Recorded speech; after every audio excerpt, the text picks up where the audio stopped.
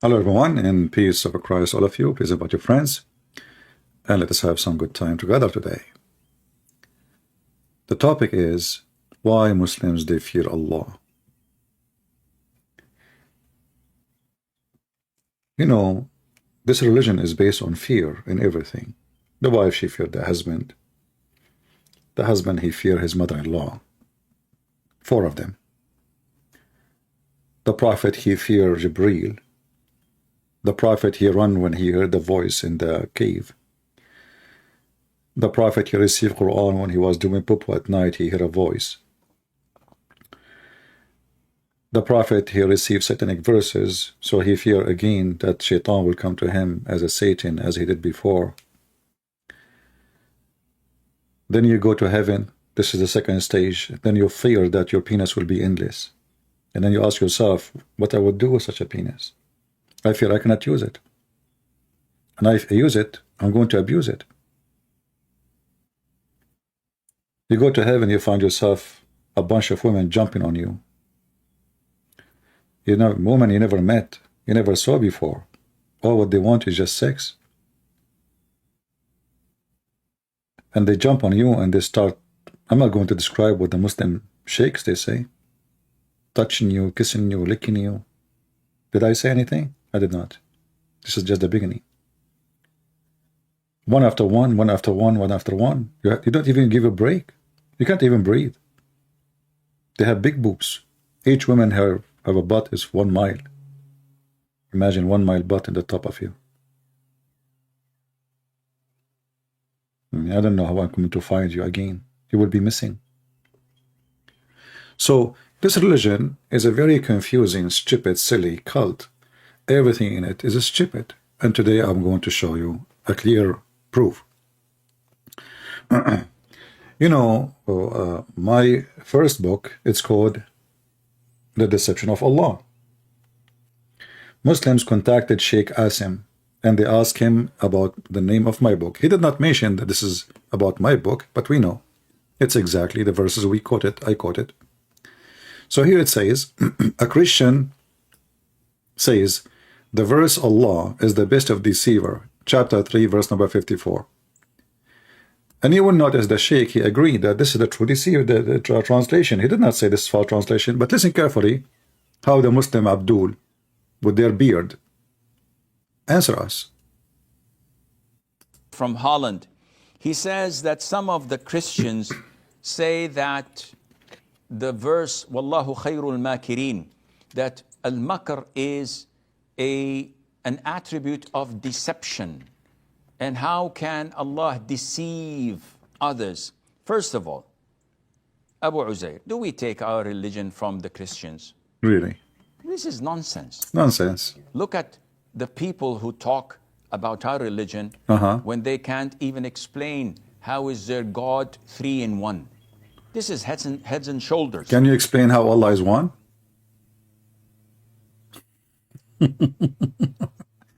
I mean, the funny is the Muhammadan, they try to explain God. They never met Allah, they never saw Allah, they never heard the part of Allah, and Allah is one. Okay, can you explain to me what one mean? One what?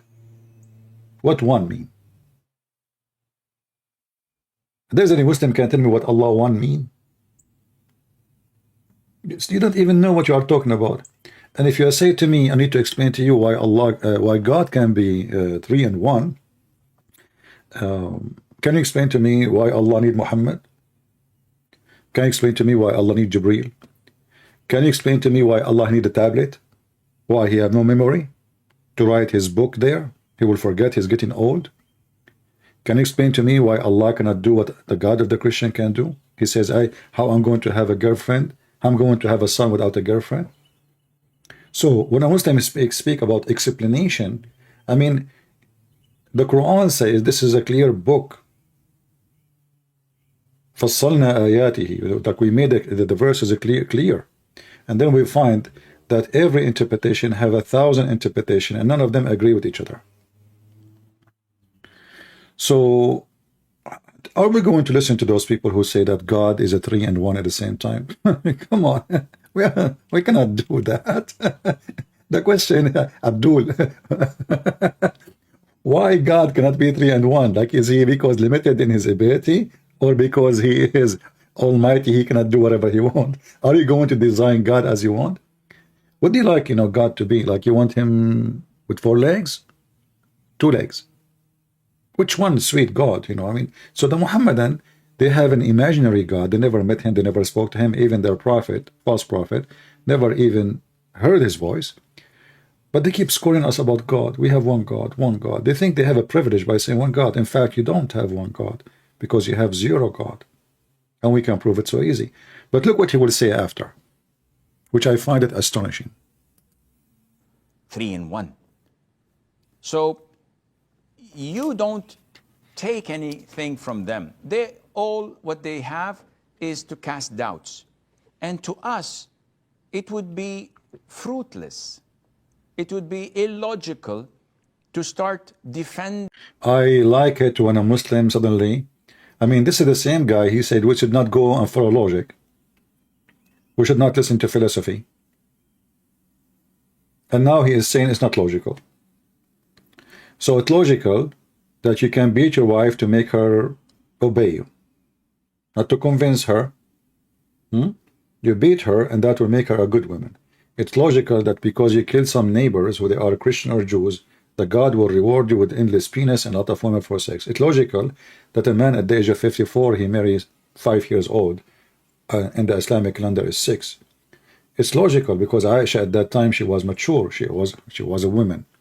It's logical, the same guy, he said to us in the previous video we played for you, that a man should he have the right to lie to his wife, and not even to tell her that he's going to get married a second wife. Everything is logical in Islam. Suddenly the Muslims are people of logic. By the way, my Skype is open in case there's any logical Muslim who would like to join us. Logical Muslims only, please. We don't want any Muslims who they are not logical. What they're throwing at us. And every time say, okay, why do men marry 4, women don't marry, except 1? Yeah, why? Why? Can you tell us why? What is wisdom that a man, he can have 4 women, and women cannot have 4 men? If you want to tell me when I know who is the father, I mean, don't Allah know? Allah can tell you. Here we go, we solve the problem. Now we have replacement of Allah, we have DNA. The woman, she can find who is the father in 2 seconds. Will cost you $5. So why? Why a woman, she can't have 4 husbands? So a second ago, he was talking about logic. A second after, it's not logical to use logic. Are we going to answer those stupid questions? Why a man can have 4 wives? Are you... Hello? Continue. Because this and that. Okay, why does a daughter inherits half and the son inherits full? Well, is that logical? The woman, she needs more support. The man, he can go work, especially we're talking about society exists before, a long time ago. There's like now women, they can find works a lot easier. But men at that time is the only one who can generate money and go out. What women she can do? There's companies, there is Microsoft, and there is Apple, and there is phone makers, and or a grocery store. What she can do? So why you give the man twice? They will say to you, because the man is responsible for her family. Well, who is responsible for her?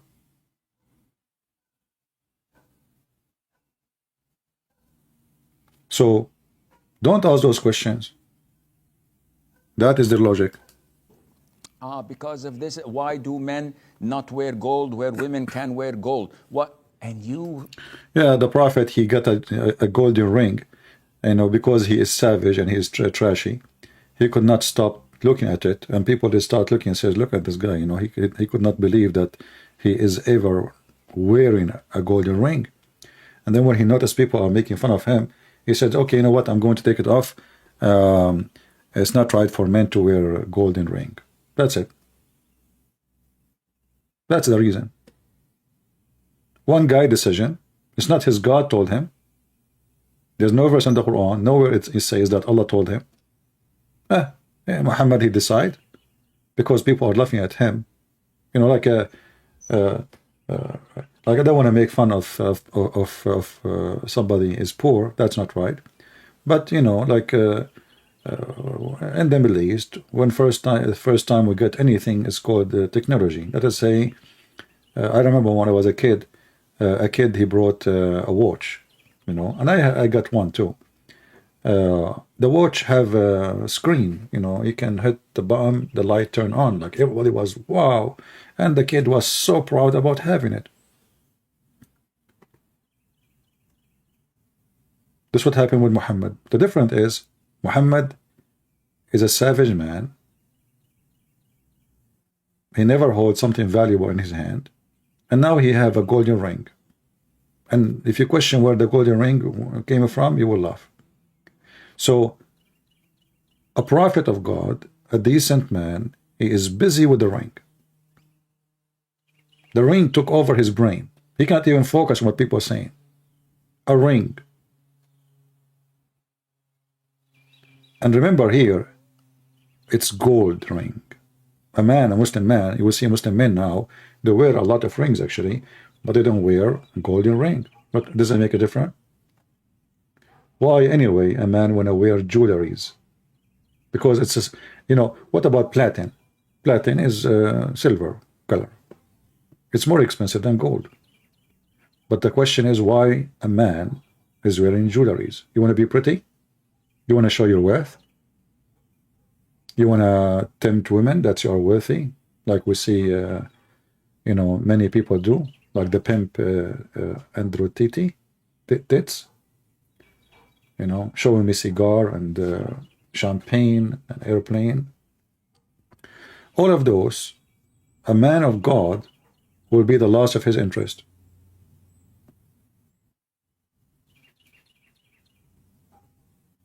Thick golden bracelet in your neck. Even if you are a Christian, you know, you're a Christian man. Why you want to wear it? What is this for? You want to show me that you can afford $500? You are a man. You are the hero. You look pretty now. So, you know, the Muslims, they avoid the questions by avoiding it. Say, why you want to answer them? Why we should answer them? Don't answer them. But isn't it all of Islam is about supposedly answering us, refuting us, getting us busted? Isn't it all the Quran is about attacking the Christians and the Jews? Suddenly you don't want to answer us.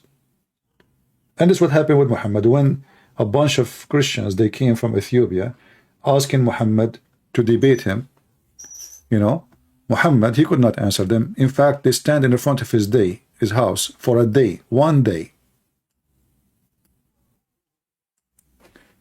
asking him, let us talk about the Messiah. Let us talk about how Mary, she is the sister of Aaron. Muhammad, he knew he is no match to debate those Christians. So what he said? Look at the answer. Whoever dispute with you concerning Isa, aka Christ, okay, what you do with him? Read carefully and love. After this knowledge has come to you, what knowledge? What knowledge come to him? Nothing. I.e. Isa being a slave of Allah. The Muslims adding words to the Quran. You see, all of this is not in the Quran. I.e. Isa being a slave of Allah. If the Quran says that, no. If you change the translator, this is Hilali and Khan. Let us go to different Abdul. Yusuf Ali.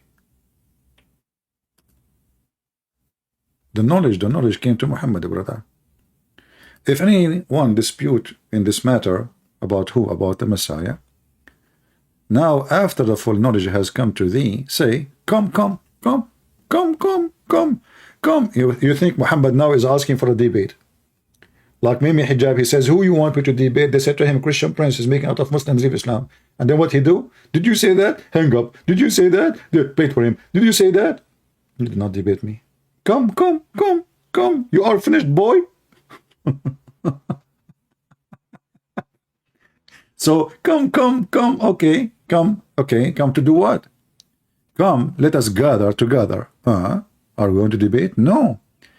Bring your sons and our sons, our women and your women. Those are monks, you donkey. Those are monks who came all the way from Ethiopia. You are saying to them, bring your women, I bring my women. This is telling you that Muhammad do not even know what Christianity is about. Monks. Bring our women, and what do women have to do with this? So now I want to debate Mimi hijab and Lili Dawa. I say, hey, Mimi, bring your wife. No, I don't mean Lili Dawa. I mean the wife, the real wife, not the transgender. Please, don't talk, please. Your voice is annoying. Lily, bring your wife, the real wife, you know, not Mimi hijab. So come here. What the wives have to do with this? What the children have to do? Because they have no answer. And now let us ask Allah to curse the one who is lying. I mean, are you saying to me your stupid God will not punish me for lying about God unless I ask him to curse me? I mean, this God is so nice. Hey, listen, if you are a thief, Allah will not punish you. And this is a different story about being a thief, because remember, in Islam, everything is about destiny. If you remember, there's a story about a thief was captured by the Caliphate Umar. And when they brought the thief to Umar, if they put me hijab, when they brought him to Umar, Is it a but where is the video?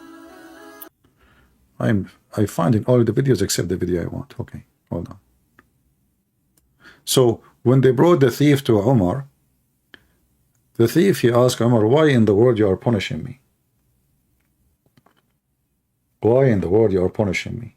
And this actually will help us with the topic of Allah being the deceiver. So the God of Muslim, he deceived them that when you do wrong, you are doing sin.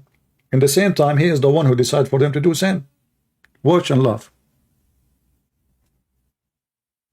Well, if Allah's written all of this, then why did he bring me onto the earth? Well, hang on.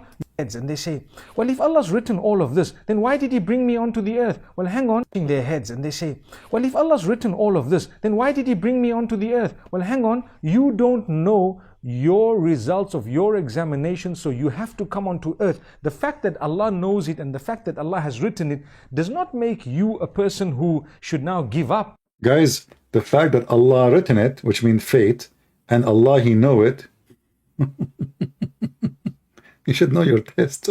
What test? If the test is already written and the guy already failed, and the one who made him fail is Allah, and now Allah will punish you because you fail. Listen carefully what you will say next. Because if that was the case, then obviously you would be the fool. A man came at the time of Umar ibn Khattab radiallahu anhu. According to one of the narrations, he needed to be punished because he stole. So he comes to Umar ibn Khattab radiallahu anhu and he uses the same line. He says, oh Umar, oh Amirul Mu'mineen, how can you punish me for having stolen when it was predestined? My deeds were already written by Allah subhanahu wa ta'ala. Now that's quite a good argument if you were to look at it. Umar ibn Khattab radiallahu anhu was one ahead of this man. He says, well, let's punish this man because it was predestined that we were going to punish him as well. Amazing. Wow. Wow.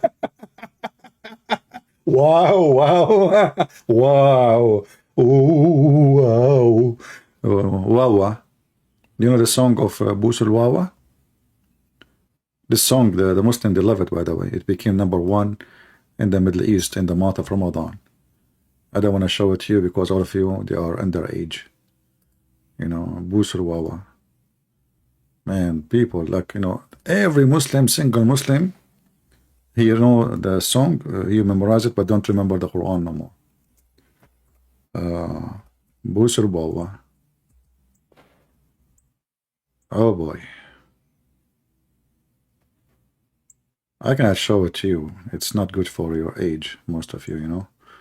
Busur Bawa. Okay.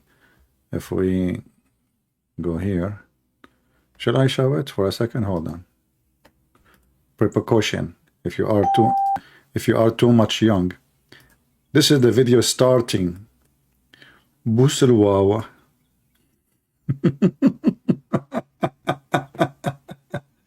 Every single Muslim, he have it in his phone. What happened? What happened? Who is going to kiss who? Oof, okay, stop here. That's it. We will not go further. All right. So, fornication in Islam is a destiny. Theft is a destiny. Busalwawa is a destiny. This woman, she is getting naked, is a destiny. And Umar al-Khattab is going to punish you because he was doing a destiny act. It was my destiny to punish you. It was your destiny to be punished by me. It was your destiny to commit theft. And it's my destiny to punish you for the theft which Allah, He decided you should do. I mean, do you see how and why Muslim they should fear Allah?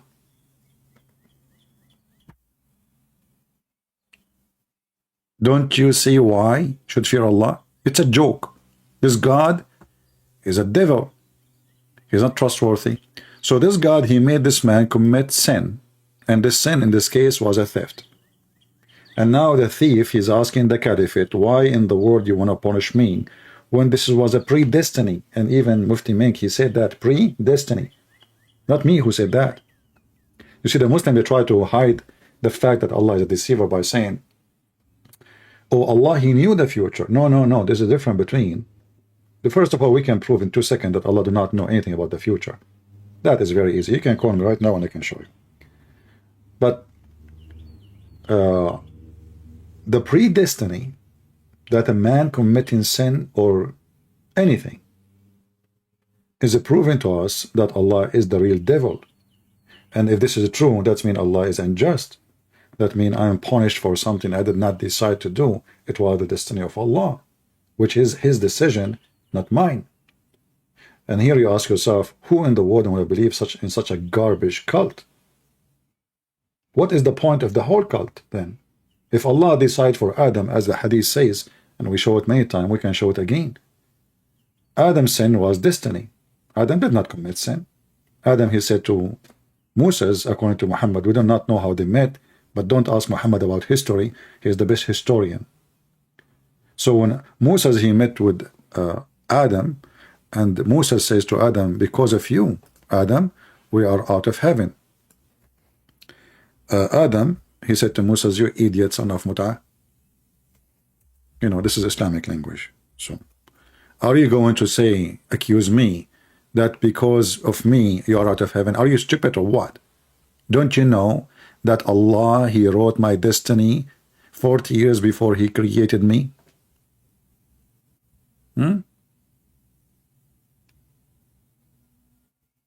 Are you going to blame me? So even the sin of Adam is not even Adam's sin. Allah, He made Adam sin. It's in front of you. All of this is authentic.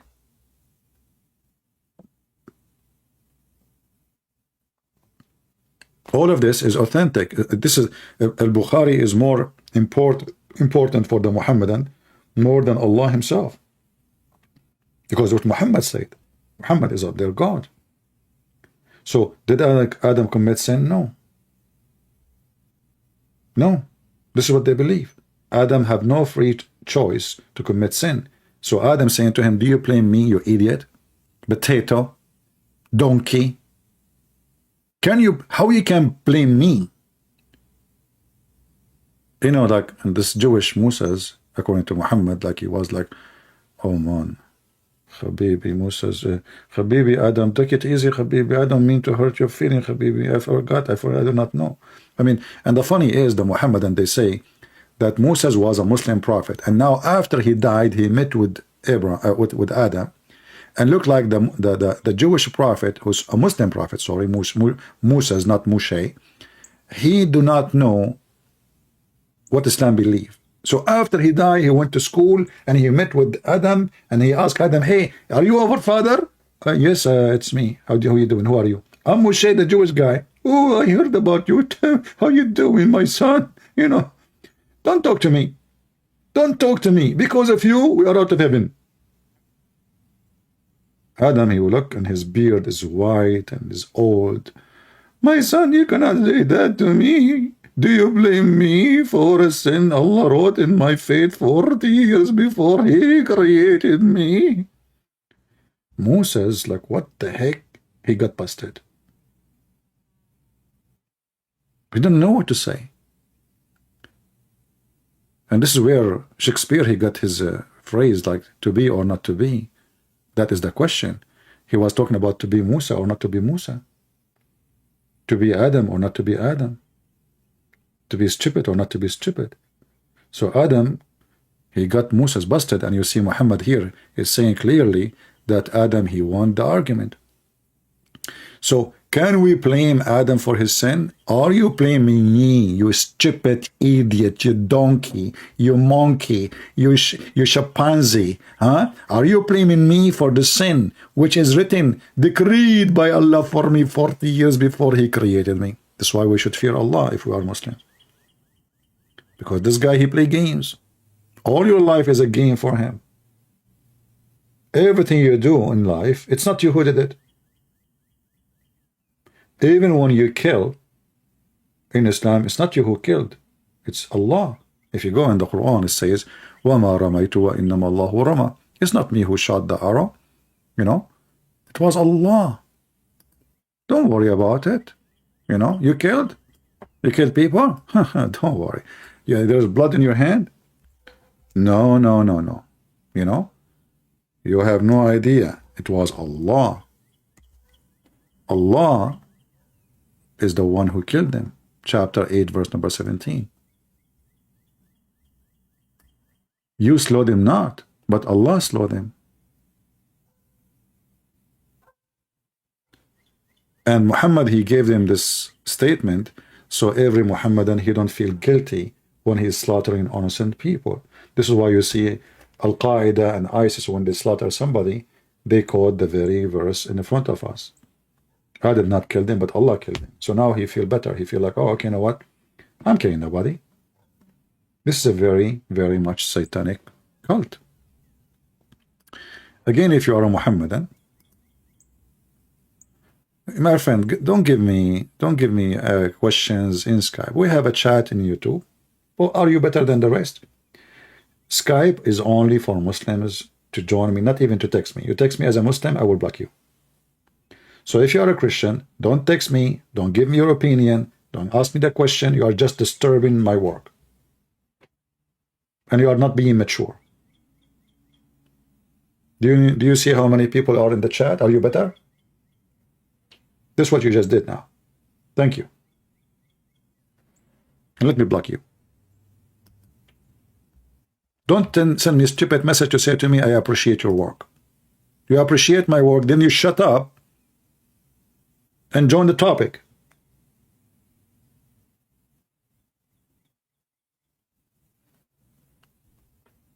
Dummy people.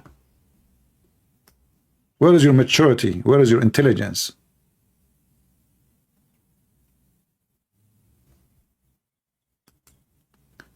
So I did not kill them, but Allah killed them. And that will make every Muslim not to feel guilty with his sin and his faith. Going back to our title, why we should fear Allah. Because as you see, Allah is Satan. He convinced you with his satanic idea that when you kill somebody, you did not kill him, I killed him. When the Muslim believe in destiny, it's destiny. I did not, you know, it is going to happen anyway. It's not up to me. Islam is a very much satanic cult. So anything now I do, okay, what about I go and sleep around? Oh, don't worry about it. It is destiny too. And the reference in the front of you.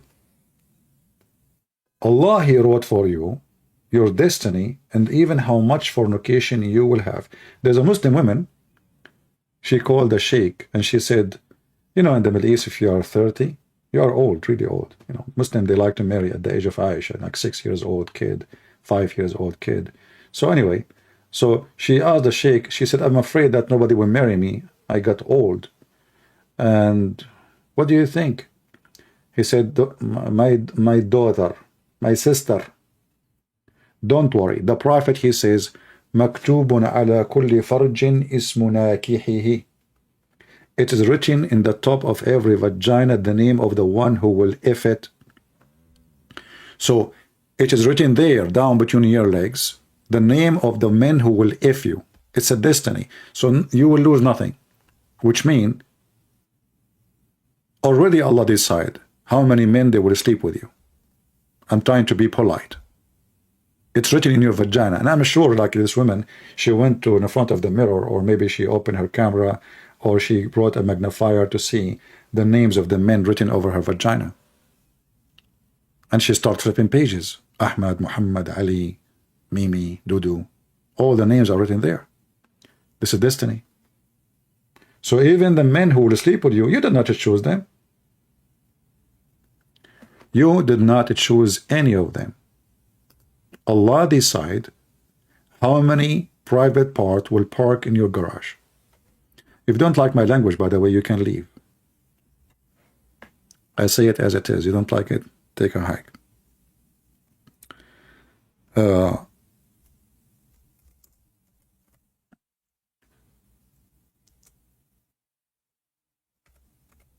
Everything in this cult. And the funny is, the Sheikh, we play his video, he was talking about logic. You know, he says, how God can be three and one at the same time.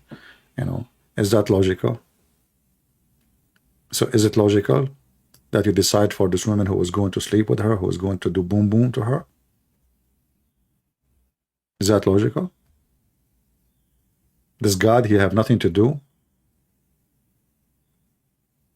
except writing names over vagina?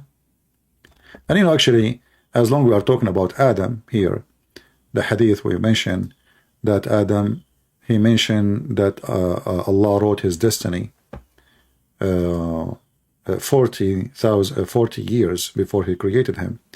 You know, when a liar he speak, he don't remember the story, and the numbers can be very huge difference. It's not like, you know, okay, I forgot. Okay, I went there maybe in 2010. No, maybe 2007. You know, that's possible. But there's no way a prophet of God is quoting another prophet of God. He changed the number in a massive way. As an example, here it says, and you can read with me. It says, Adam, he says to Moses, are you blaming me for something which Allah has decreed for me 40 years before he created me? So what is the number here? 40 years. We go to different hadith, we will find that it is 50,000 years.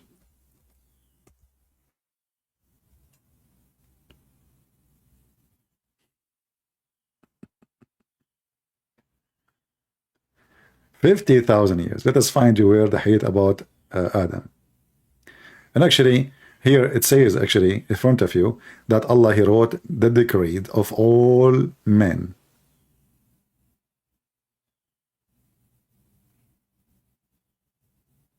$50,000 So how Adam, he says 40 years?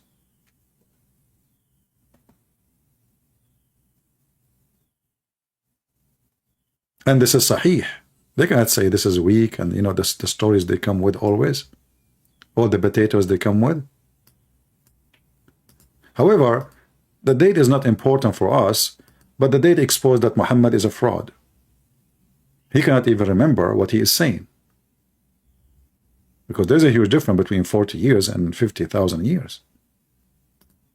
It's not even like 4. Like you say, I can say maybe they heard wrong. He was saying 40,000 years. They thought he is saying 40 years. In Arabic, number 40, arba'un or arba'in. There's a huge difference with the pronunciation with the word khamseen. Khamseen have nothing to do with the word arba'in. So 50,000 years. Allah wrote all destiny before the creation of all mankind. And then you ask yourself, he wrote destiny of people who they are not exist 50,000 years before he created them. So what he was doing in the 50,000 years after he wrote this destiny? Doing meditation? If you are a Muhammadan and you are a person who have logic, like your prophet, who is very logical, please feel free.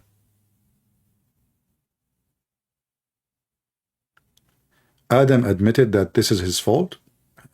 I don't know how Muslims they see things. How Adam admitted this is his fault? If Adam saying, do you blame me for a sin decreed for me 40,000 years before he created me, according to you, Adam, he admitted his fault? That is a super intelligence, my friend. Do you know what the word "do you blame me" mean?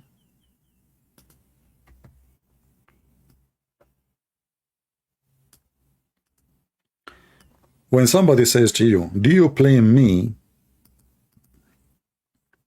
that means he don't agree to blame him, right? And now the Muhammadan, look what he's trying to do. He is saying to you that Adam, he said, we wrong ourselves. That means Adam is lying and Muhammad is lying. Because if Adam saying we wrong ourselves, then the story of your prophet is a fabricated. Muhammad is lying. Because it can't be both. But I will explain to you how the Muslim scholars explain this. That Adam, because he want to seek forgiveness, he took what happened on him, so Allah will forgive him. And that was destiny anyway. Which means when Adam, he says this to Allah, Allah wrote this to Adam to say. It's like the Joe Biden speech, which he did not write and he did not know. This is why he cannot write. He cannot read it. They put him in front of him in the screen, and he's looking at the screen and like, yeah, you know, the Ching Chong, Mr. Ching, this is okay, well, not Mr. Chin, Shin, okay, Shin, okay. So are you know, call me and let's read together so we can laugh. If Allah, he predestiny, how Adam, he said to Allah, we wrong ourselves. How he wrong himself? Are you against the Quran too? Because the Quran says Allah is the one who wrote your destiny before he created you. I remember the Quran says, if this is a book made by other than Allah, you will find in it a lot of contradiction. And this is why we say Islam is very funny and silly and stupid. You know, when Mufti Mink, he is so proud of speaking about how the Sheikh, how the Caliphate, speaking that Allah, he predestiny the punishment for this man. That means even there's no justice in Islam, because simply it's not a decision of a judge. It is a predestiny. You know what I mean? Even the judge, when he make a judgment upon you, it is not your judgment. It's not his judgment. It is the judgment of Allah.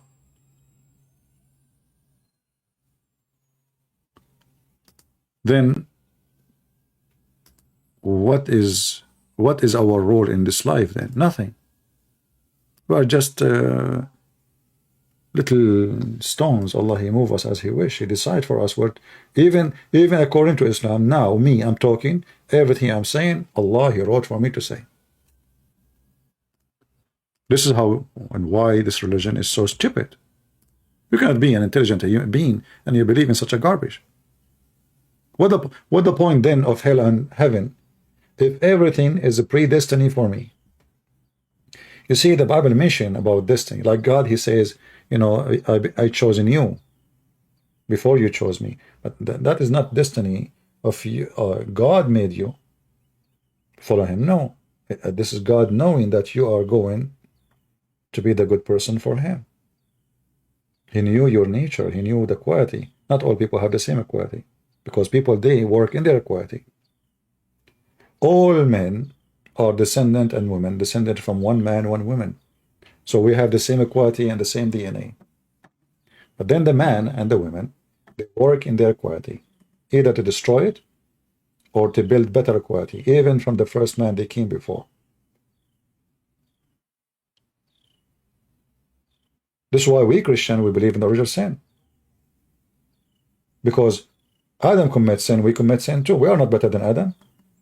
Have you ever met with a person who did not commit sin? Never.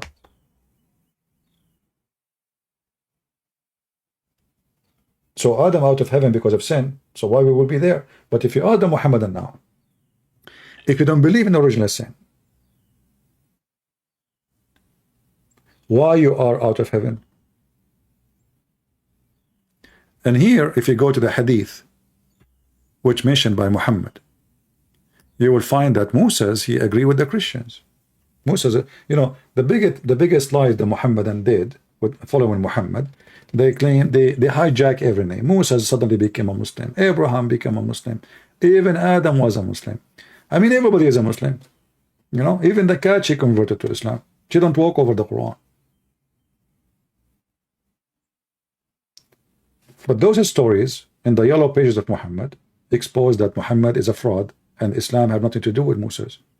Because as you see, Moses believed in original sin. He didn't believe in Islam. But the stupid Muhammad, when he mentioned this story, he never thought that time will come and people will laugh at him like what we're doing now. Showing how he converted himself. This is a man, his name is Moses. He is one of the mighty prophets of God, according to Muslims. And Moses, he died, and yet he did not know that he should not blame Adam for the sin. And yet a Muslim, he is, you know, in his 6th grade, he knew that in Islam we don't accept original sin. Is that logical? That Moses himself did not know? And if we ask the Muhammadan, how in the world even Moses he met, you know, Adam, if there's any Muslim can help us?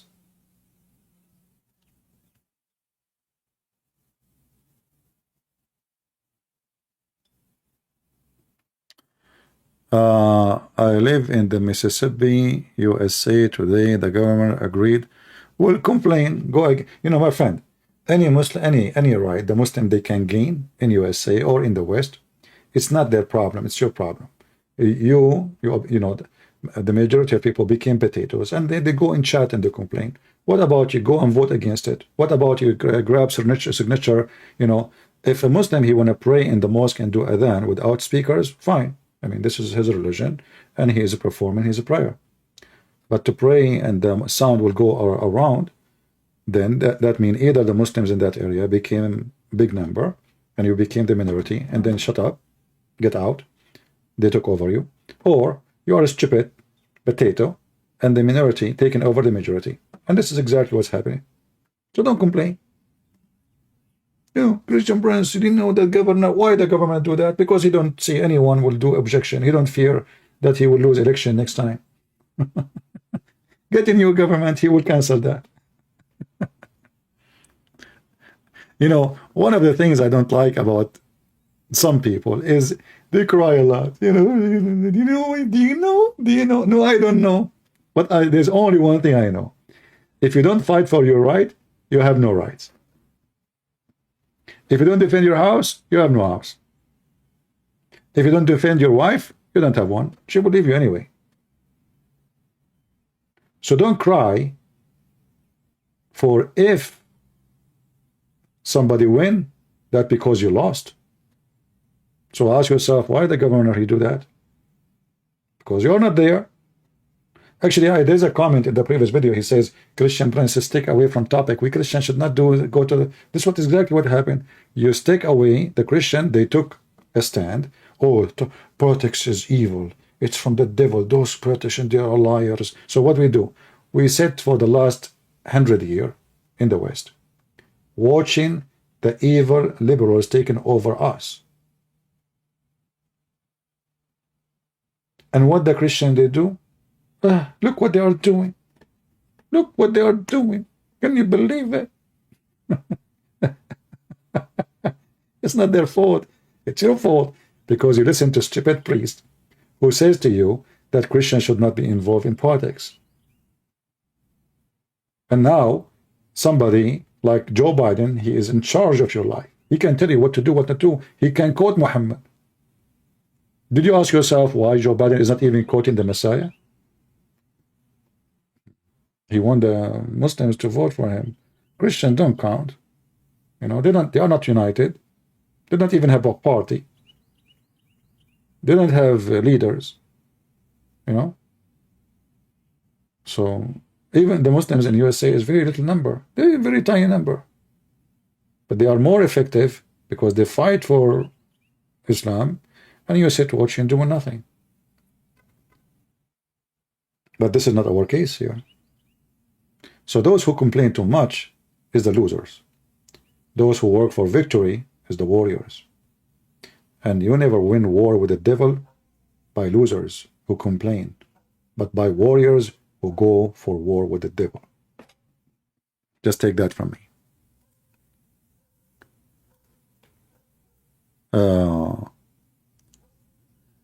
Anyway, again, somebody, he changed our topic as usual. Immaturity, stupidity, naive, childish. Look what we are talking about. Hey, the governor of Mississippi, did you hear that? Change it. Good. I hope the Muslim will pray the Adhan every at 5 a.m. in the morning, and they will screw your ears because you deserve it. It never happened unless you allow it to happen. You know, I will never be upset for a country is doomed because it's doomed for a reason. It's doomed for a reason. Look at you, busy with a transgender, confused about the male and female. So when you are doomed, all the source of evil will be on you in one time. You know, the buffalo is so big animal, have a lot of hair, strong, very strong. But then a second come and the buffalo collapse. And this is what happened to all the buffalo before you. All the buffalo, including the Islamic buffalo. When the Muslim, they have a caliphate and they occupy maybe more than 60% or 70% of the earth. The buffalo becomes so big and getting weaker and weaker. His strength is his weakness. Because corruption is Islam. And the same happened to Islam because Islam from the beginning is a corruption. Grow as a corruption, that balloon explode one day and all of Islamic caliphate collapse and will never be happen again. Even they are trying to make it happen. But this will happen to America. This will happen to Europe. This will happen to Russia. This will happen to every giant country in the world. When you put in front of you how to worship money, gold and silver, then you will collapse, no matter who you are. Any nation go against God, they will be left alone, which means all evil source and power will come upon you. So the American, they are bringing the evil upon themselves. You know, if you ask yourself why the crimes is increasing so much in USA, like, you know, if you speak, there's topic, nobody dare to talk about it because many are potatoes. Why there is a very high crimes between black, our brothers and sisters, black African? Nobody want to talk about it.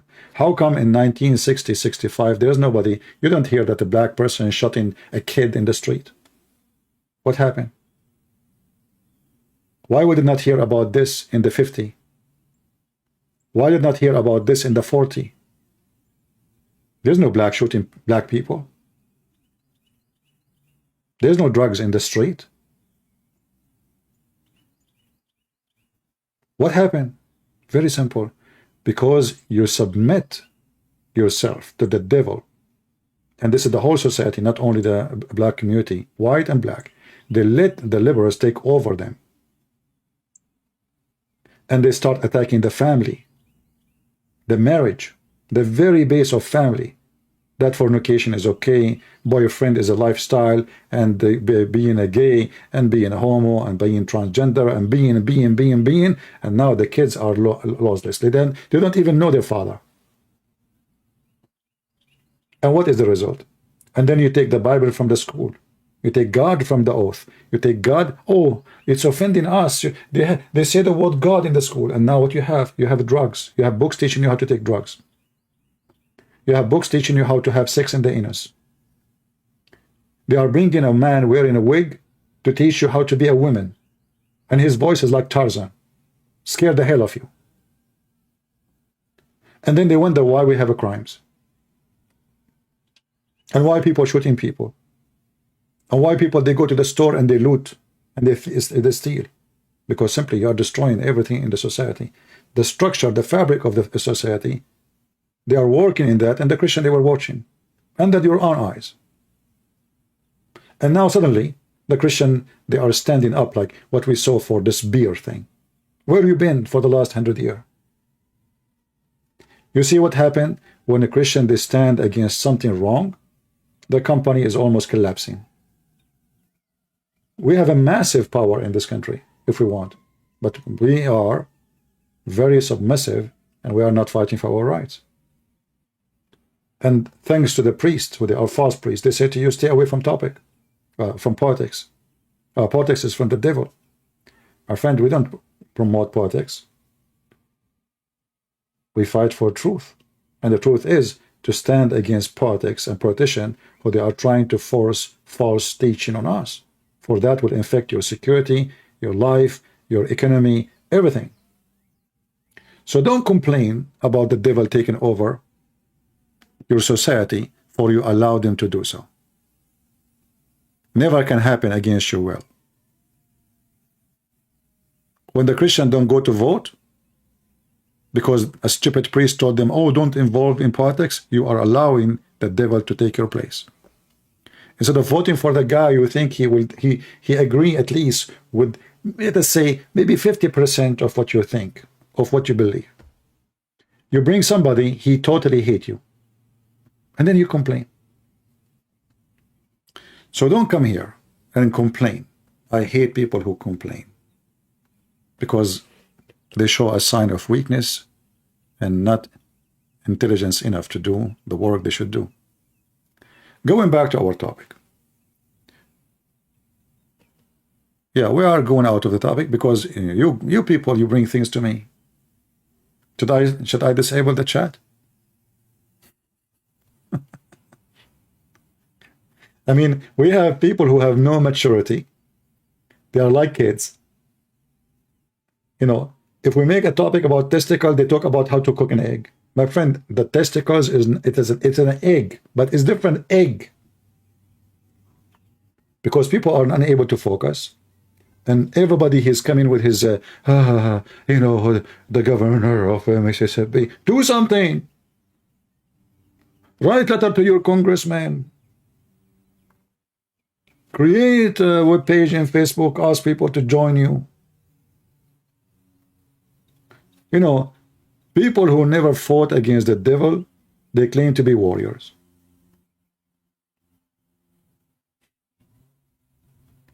It's like those, you know, they go like Andrew Tate. He claimed to be the man, but he never ever been in the army. So what is the man you know, fighting for money in the stage? What about go to the real world? Let us see how man you are. Let us see how long it's going to take you before you start crying. Talk is cheap. Everybody is warrior. But nobody do anything. Anyway. Allah is not a person I fear. For a very simple reason. He does not exist. How you can fear something does not exist? And I don't fear Satan. Even though he exists. For a very simple reason. Because I have what prevented me from following satanic teaching. And the problem in your country and all the countries around the world, that satanic teaching became the golden teaching. You put it in school. It's your guideline. And why it happened? Because society tolerate evil to become the ruler. Like, you know, when the liberals in USA, they said we want to do support abortion. Did you ask yourself how even in the world, even a woman, she will do that? And she will vote for it? Because simply they destroy the ethic of your women. For sure, not all. To the point, those weird people, they speak about cat right, dog's right, but they kill babies. If you go on the street and hit a cat in your leg with your foot, 1,000 person will call the police for you. Suddenly everybody have ethic. You take a child, you dump him in the toilet seat, you're a good person. We make it legal. And they claim that my body is my choice. But this is not your body. This is another person. And then they try to be smart and they say, oh, okay, you know what? If it is a few weeks old, it's okay. That's false. 1 week, 2 weeks, doesn't make any difference. Like, is he like a watermelon? The size does matter. So, a human being, always he try to justify his evil. And when you justify your evil, you end with the evil. You became a companion of evil. You became a host of evil. And then after some time, because you are used to evil, the evil become normal. And then you ask him for more evil, because the normal is normal now. We want more. So, a Muslim, he fear Allah, because as you see, Allah is a liar, is a deceiver. He wrote your destiny. He will punish you for destiny. He wrote for you. Allah, he lie. And you know, the funny is, the Muslim Sheikh in the video I was playing for you, in his video, he said something very, very embarrassing. Look what he say. Take anything from them. They all, what they have is to cast doubts. And to us, it would be fruitless. It would be illogical to start defending what they're throwing at us. And every time say, okay, why do men marry 4, women don't marry, except 1? Because this and that. Okay, why does a daughter inherits half and the son inherits full? Because of this. Why do men not wear gold where women can wear gold? What? And you spend your time refuting their allegations, which is not fruitful. They don't believe in the system to begin with. So why would I waste my time with them? First of all, Allah tells us in the Quran, قُلْ يَا أَهْلَ الْكِتَابِ تَعَالَوْا إِلَى كَلِمَةٍ سَوَاءٍ بَيْنَنَا وَبَيْنَكُمْ. Oh, people of the book, come to common terms. First of all. He just said, why you want to waste your time with them? And he just quoted the verse, says, talk to them. And tell them this. I thought, it looked like Allah is stupid too. Because he's asking the person who's asking the question, why you want to even talk to them? Why you want to even answer them? And then he quoted a verse from the Quran saying, Allah says to them, Allah said to them, to tell us to say to them, come, come, come. I thought we should not waste our time. And here you see why Islam is very easy to defeat, because Islam is so stupid.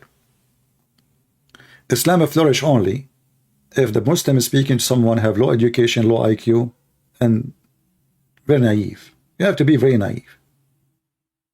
But listen to them carefully. You will find in every second contradiction. We should not answer them. And okay, the Quran says this to them. You want to discuss things about Islam? I have no problem. Let's establish, first of all, this universal fact that there is no other God worthy of being worshipped except Allah, and not to associate others with Him. How is that? Oh, no, we will talk about this. So, guys, let us, if you agree with me, there's no God but Allah to worship, we can talk. But that means that means we lost the debate already. I mean, do you see the stupidity? We will debate about what? If I agree that Allah is the God to worship, we will talk about what? Let us see. There's a Muhammadan trying to contact me, maybe. We will see.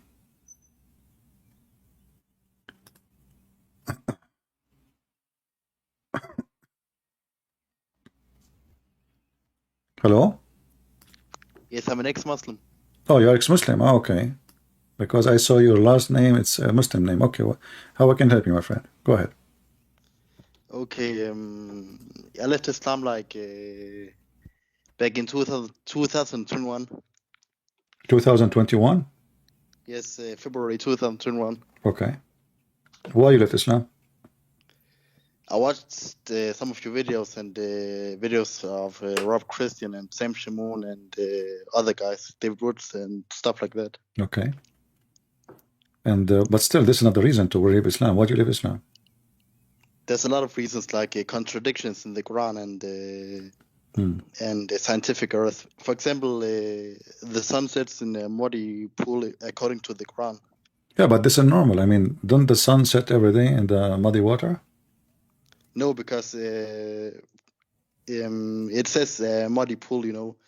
Yeah, but And, you know, okay, how the we horizon know, can't- how we know that the sun not actually really go and take a bath every night at the end of the day in the pool? How you know? Have you ever, did you watch a movie like where there's, you know, people jumping in the pool? Okay, the sun jump in the pool. What's the problem?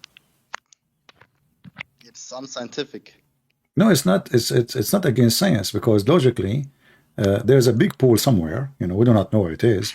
And Zulkarnain, he found the pool. You know, and then you know, he found that the sun wearing bikini and jump in the water, and she was very beautiful. You know, and this is why the water actually in the ground, you see, water is boiling because the sun jumped there, and that will make the water boil. So even, you know, this is where Muhammad got the story from. Yes. Yeah. But this is not enough for you to leave. I mean, don't you know that now you will not get versions? Don't you like to have versions? Be honest with me. I would like to have virgins. It would be very nice. Yeah. I'm not kidding. Yeah, you're not kidding. I know. You know, me too. I like to have virgin oil. It's very good. But you know, Actually, not because they are. You can see through the marrow of the bones, and that's not attractive. you are not like the kind of men they like bones. Because Well, they are but there is some transparent, men. There is some men they like bones. You know, like a woman. Like you know, when you go to heaven of Allah, you will not say to your wife, "I like your lips," because you cannot see them. yes. You will say to her, "I love your bones," you know.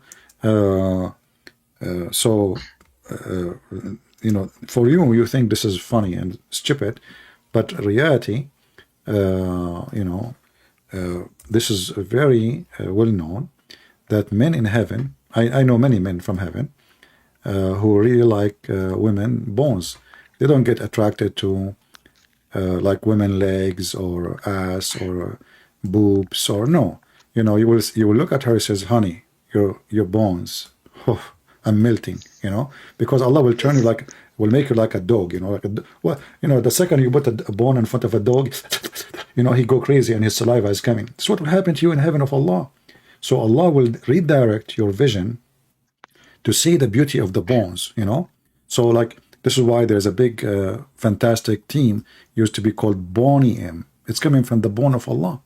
So, Yes. you know, you go to heaven, now you are relaxing in your house, and you have all those virgins are naked, because you can see through anyway, even if they wear clothes, who care?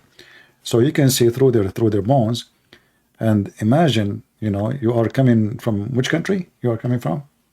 I'm not. I don't want to tell which country. Okay, don't tell me. I can't tell you. You are coming from Brazil. All right. Because I can tell you have an accent of the jungle of Amazon River in South Africa, in Shanghai. So anyway, so you go to the, you know, to the heaven of Allah, and then the woman, she greet you, and she start doing her like strip dance, like Mimi Hijab, and then you look at her, you say, wow, this is what Allah He promised me, you know, and then you call your friends around the world, you say, especially those who did not believe in Islam, look what you are missing. And you can share your TV screen with them, you know.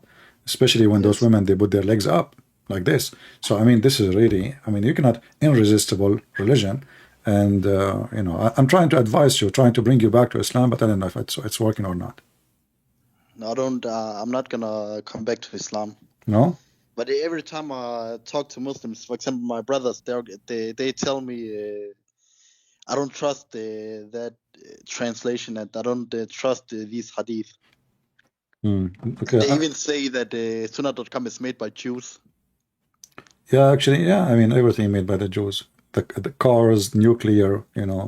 Yeah, I mean, the Jews, they did everything. So why not? Hadith, Muhammad, Quran, made by the Jews. And let us blame the Jews for anything went wrong. You know, Yes. this is the idea of Islam. You know, they cannot blame their prophet for being an idiot of the village, but they blame the Jews for anything. Even the Jews are not there. What? How the Jews will put stories in your books if you are the one in control of it? Where is the caliphate? Yes. Where is the scholars? You know, is Ibn Kathir is a Jew? No. Al-Qurtubi? No. Ibn Ishaq? I mean, okay, what is the Jews? So if the Jews were able to say something and then you take it from them and you put it in your Quran, well, you're the prophet of Islam himself, he takes stories from the Jews. Everything Muhammad he have, yes, we have to agree. Muhammad took tons of stories from the Jews. As an example, the story of Solomon and the ant. Don't you like the story of the ant? Yeah, I don't remember. Isn't it the story where Solomon can hear the ants talking and he understands what they're saying? No, but you know the thing about this story, you know, the kuffar, they attack it, but there is a wisdom behind it. First of all, that the ant, she was able to win the debate against Solomon. So like here you learn that little ant is smarter than a big guy. His name is Solomon, you know, and she got him busted. You know, when Suleiman, he said to her, "Why you are telling people I will crush you? You know, Yes. don't you know I'm a fair prophet of Allah?" She said to him, I was not really saying that, but I was fearing that you will crush their heart, but when they see the beauty Allah He gave you. So the ant, she was in fear that the female ant like her, they will be tempted and seduced by Suleiman, which is very normal to happen. I mean, Suleiman is a very handsome man. The ants, they go crazy. You know, this is why if you go in the yard, the ants will be all over you. You know, like they will see like a sweet Suleiman in front of them, and everybody want to take a sugar bite. So Yes. the Quran is full of stories. All of them are stupid. And then the Muslim, they speak about logic. Like, did you hear the Sheikh speaking about logical? You know, he says, is it logical for God to be 3 in 1? What do you think about the Christian belief? Are you a Christian now or a Muslim still? I mean, No, I'm not ex-Muslim. a Christian. What do you think about the Christian belief in God to be 3 in 1? As in, are you an atheist now? No, I believe in God, but I don't believe in religions. What do you think about the Christian belief that God is a 3 and 1 at the same time? It actually makes sense because I heard someone, I thought his name, I think his name was Anis Sharush or something. He said, for example, humans, they have a mind, body, and soul. So that's 3 in 1, you know. Okay, Anis Sharush said that, Consists of or me? members. All right. Yeah, What? but still, this is not convincing. I mean, a human being, he have that, but how God can be 3 and 1? Is that a good answer? How he can be 3 and 1? Because, you know, God is not like human beings. He's special. God is almighty. So the second we say almighty, it's mean everything is possible for God.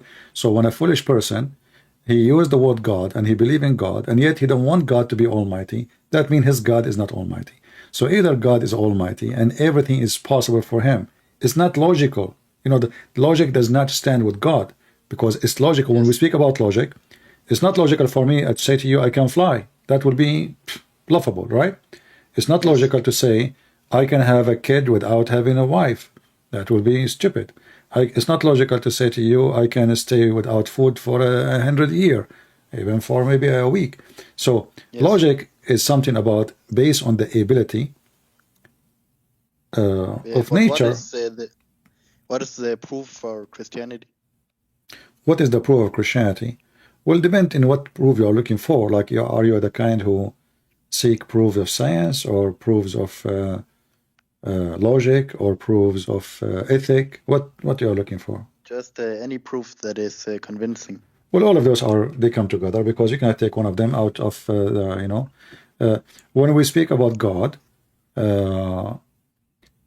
We mentioned that he is almighty, but the most important thing of the almighty is the reason for our creation. The Bible speaks about how God he loved the world. So God he loved the world, he sent his only begotten son. So the proof of God is exist in every human being. Do your mother love you? Yes, Why? because she gave birth to me. Okay. Why? Still.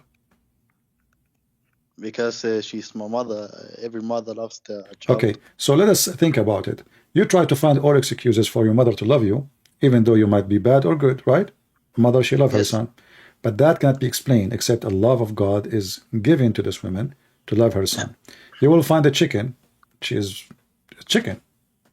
Do the chicken care for her babies? Yes. You will find an eagle. You will find even a rat. Mice, you know, like mice. So you will find that all creatures, they have very unique thing, which is proving that there is somebody gave them that. There is no way a selfish animal, he's an animal. Look, it's an animal. A dog is a dog. You Yes. know, two dogs kill each other for over a dish of food, but you will find a female dog, she is defending her babies. Why she want to do that? Yes. So you will find that God, he have his fingerprint in everything, and that is love. Love. When a human being, he loved to help you. He do not know you, but he saw you struggling, suffering. I mean, why I want to help you? Oh, I want to save money to buy a new car. I want to save money to... Why I want to help a person? So the love inside you, which is gift from God, will not make you the same as anything. So there's a fingerprint of God, which is love, the same as the Bible says. For God, he loved the world. In the Quran, why Allah he sent, why Allah he created you? The Quran says, وَمَا خَلَقْتُ الْإِنسَ وَالْجِنَّ إِلَّا لِيَعْبُدُوا. So I did not create a human and genie except to worship. So the purpose of your creation in Islam, in the cult of Muhammad, Allah he need worshippers. The purpose of a creation in Christianity, our God, Allah he love us. So God he want to share the glory, his kingdom, with his children. And that base what to prove of Christianity, that we are, when we pray, we say our Father. Why we Christian we call our Father? Why we don't call him God? You know, why we call him Father?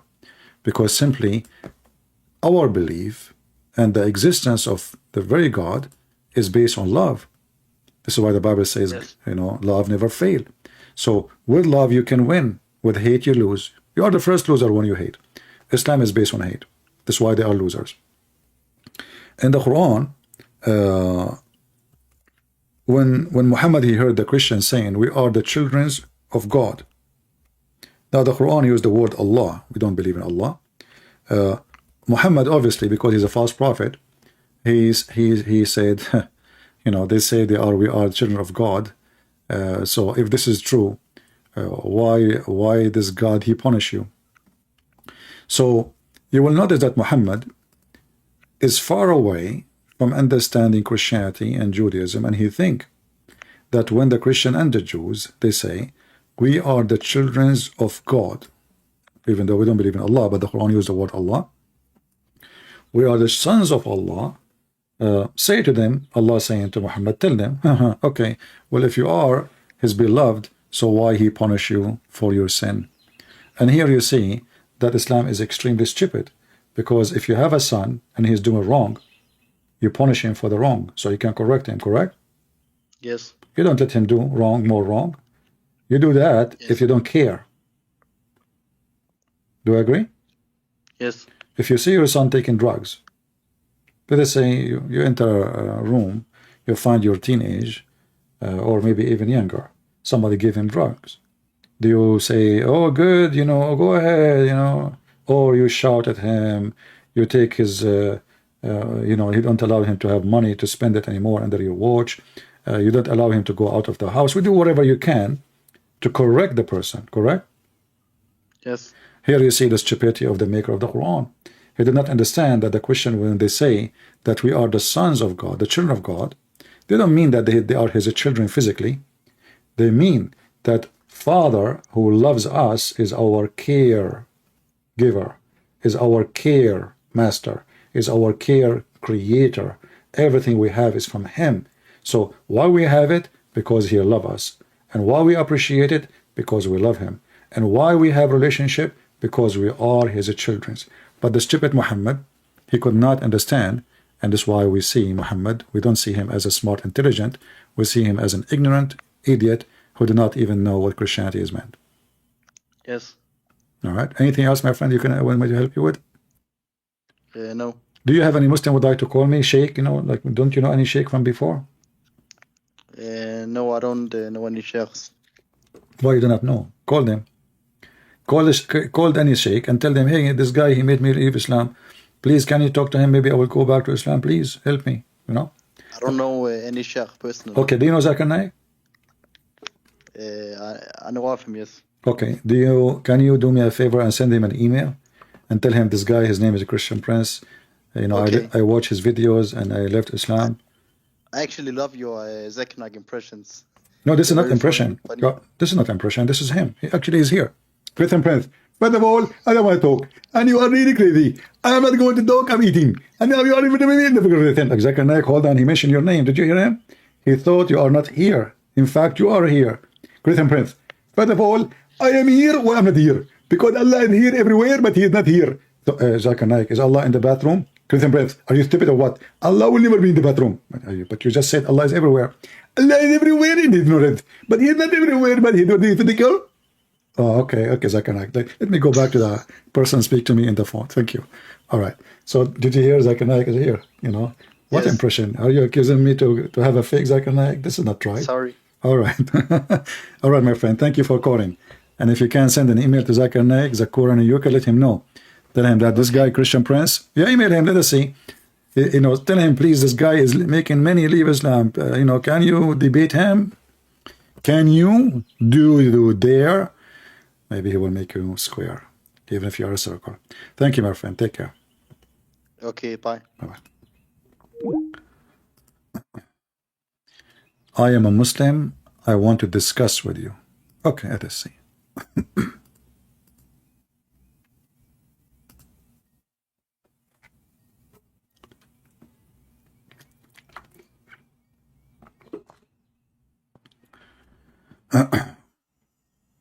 We have a Muslim, he want to discuss with me. So we don't know. Hello? I'm fine, my friend. Are you a Muslim? Yes. What is the proof that you are a Muslim? What is the proof? Yeah, can you say Shahada? La ilaha illallah Muhammad Rasulullah. What does that mean? Oh, you want me to recite the shahada? Yeah, what does that mean? What you said to me in Arabic? I do not know Arabic much. You know, as you know, I'm from Afghanistan. I'm like Sheikh Uthman. So what you said to me in Arabic, what does that mean? I added that there is no God other than Allah. Okay, how there's no Muhammad is how there's no God? messenger. There's no God but Allah? Yeah, other than him. He's Okay. unique. Why? Yes. But who is the one who said that? Allah or Muhammad? He said that. Who said what? I didn't understand your question. The Shahada, you know, the Shahada, where do you get this from? Is it in the Quran? No, it's from the Prophet. So your prophet is fabricating things in the Quran? What? Didn't understand your question. I just asked you if this is from the Quran. You said no, it's not in the Quran. The prophet said that. So your prophet is fabricating a base on Islam, based on his name, associated with the name of Allah. You said to me, there's no God but Allah, and Muhammad is his prophet, correct? Yes. Okay, so you joined the name, Muhammad, he joined his name with the name of Allah. But isn't it this is shirk? To join the name of a man with the name of God? No. That is not shirk. You How- don't know. What do you mean not shirk? Ever. Okay, if I say, Shirk is associating yeah, something with God. like what? What about knowledge? Is the knowledge of is the knowledge of Allah and the knowledge of Muhammad are equal? No, of course it's not. Okay, so how, like as an example, your prophet he said to his companion Abu Dhar, Do you know where the sun goes? A brother, he says, Allah and His Messenger knows best. And we will find that all over in the books of Hadith. Allah and His Messenger know best. So you Muslims associate the knowledge of God with the knowledge of a man. Do Muhammad knows best and Allah knows best too? What he meant by that is because Muhammad and God is more knowledgeable than him. I can't. You are Christian, right? You are Christian. You are a Christian scholar. I can say, okay, Christian friends and maybe Jesus know better. No, you cannot compare Christian Prince to Jesus, because that will be not right. For how a man can be. Okay, you see, when we say shirk is associating the name of a person with the name of God, doesn't matter what the person is, fake or real, right? But to worship him, to worship or no something. problem. But now you are worshipping the knowledge of Muhammad, saying that Muhammad and Allah, their knowledge is what? Best, which means both are equal. You did not say the Allah knowledge is best and Muhammad have knowledge. You said Allah and Muhammad, their knowledge is best. No, you did not understand what we Muslims I will go with you. I will go with you. You did not understand. Do you see the story? Do you see the story in front of you? I was sitting, a Muslim, ex-Muslim, he just called me. He left Islam because he found the sun set in a murky water.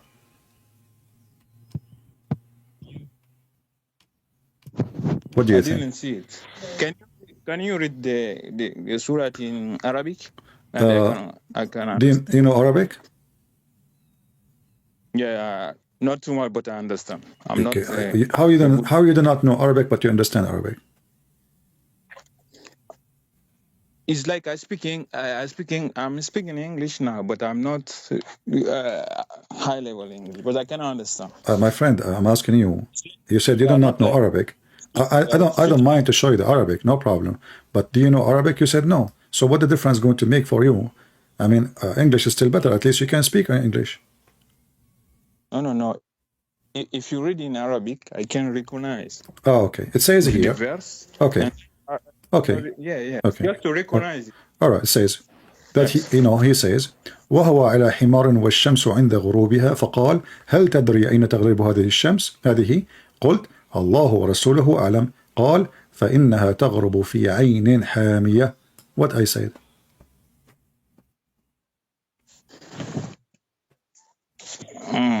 Okay. So what is the problem? No. What I said. You said okay. What does that mean? Did you understand what I said? Yeah, it seemed like he saw it in something like lake, lake, right? Something like he saw the sun. He saw the sun sitting in muddy, hot water. All right. Yeah, like the ocean. Okay, and this is Sahih. So now, as long Allah and His messengers know best knowledge, and you agreed with that, is that the best knowledge of Allah, that the sun set in a muddy water and boiling water? Do you agree with that? But where did you take this hadith from? From your books. This is Sunan Abi Dawood, hadith number 4002. Most of this is fabricated hadith. That's why I don't rely too much on hadith. So you Muslims, you fabricate stories Muhammad did not say? Who is the one who fabricated? Do you know someone who I forgot his name, but he was fabricating because how can I say? I forgot the name. Okay. The Abbasid. Abbasid. Who? The Abbasid. I don't know. You are not saying the name correctly, obviously. I don't know what is that. Abbasid. Ibn Abbas. Ibn Abbas. Okay, what about Ibn Abbas? This is the cousin of Muhammad. Okay, what about him? They were fabricating too much. The second... So the cousin of Muhammad was fabricating too much? Not Muhammad, but some people like this. Okay, what about the Quran? Is the Quran fabricated? No, I don't think so. Okay, but this is the same thing it says in the Quran. The Quran says that he found... Huh? You can find me the verse? Yeah, sure. That? Sure. Here we go. You see my screen or you don't see it? Let me use my... Just be sure that YouTube is muted there, so we don't have double sound. Yeah, can you put in English here? I see it in Arabic. Yeah. English? You want to see it in English or in Arabic? First show me in Arabic and then in English. Okay, wonderful. This is in Arabic. It says, حتى إذا بلغ مغرب الشمس وجدها تغرب في عين حمئة ووجد عندها قوما قلنا يا ذو القرنين إما أن تعذب etc. You know. So now until he arrive. Okay, go ahead. Tell me what it says.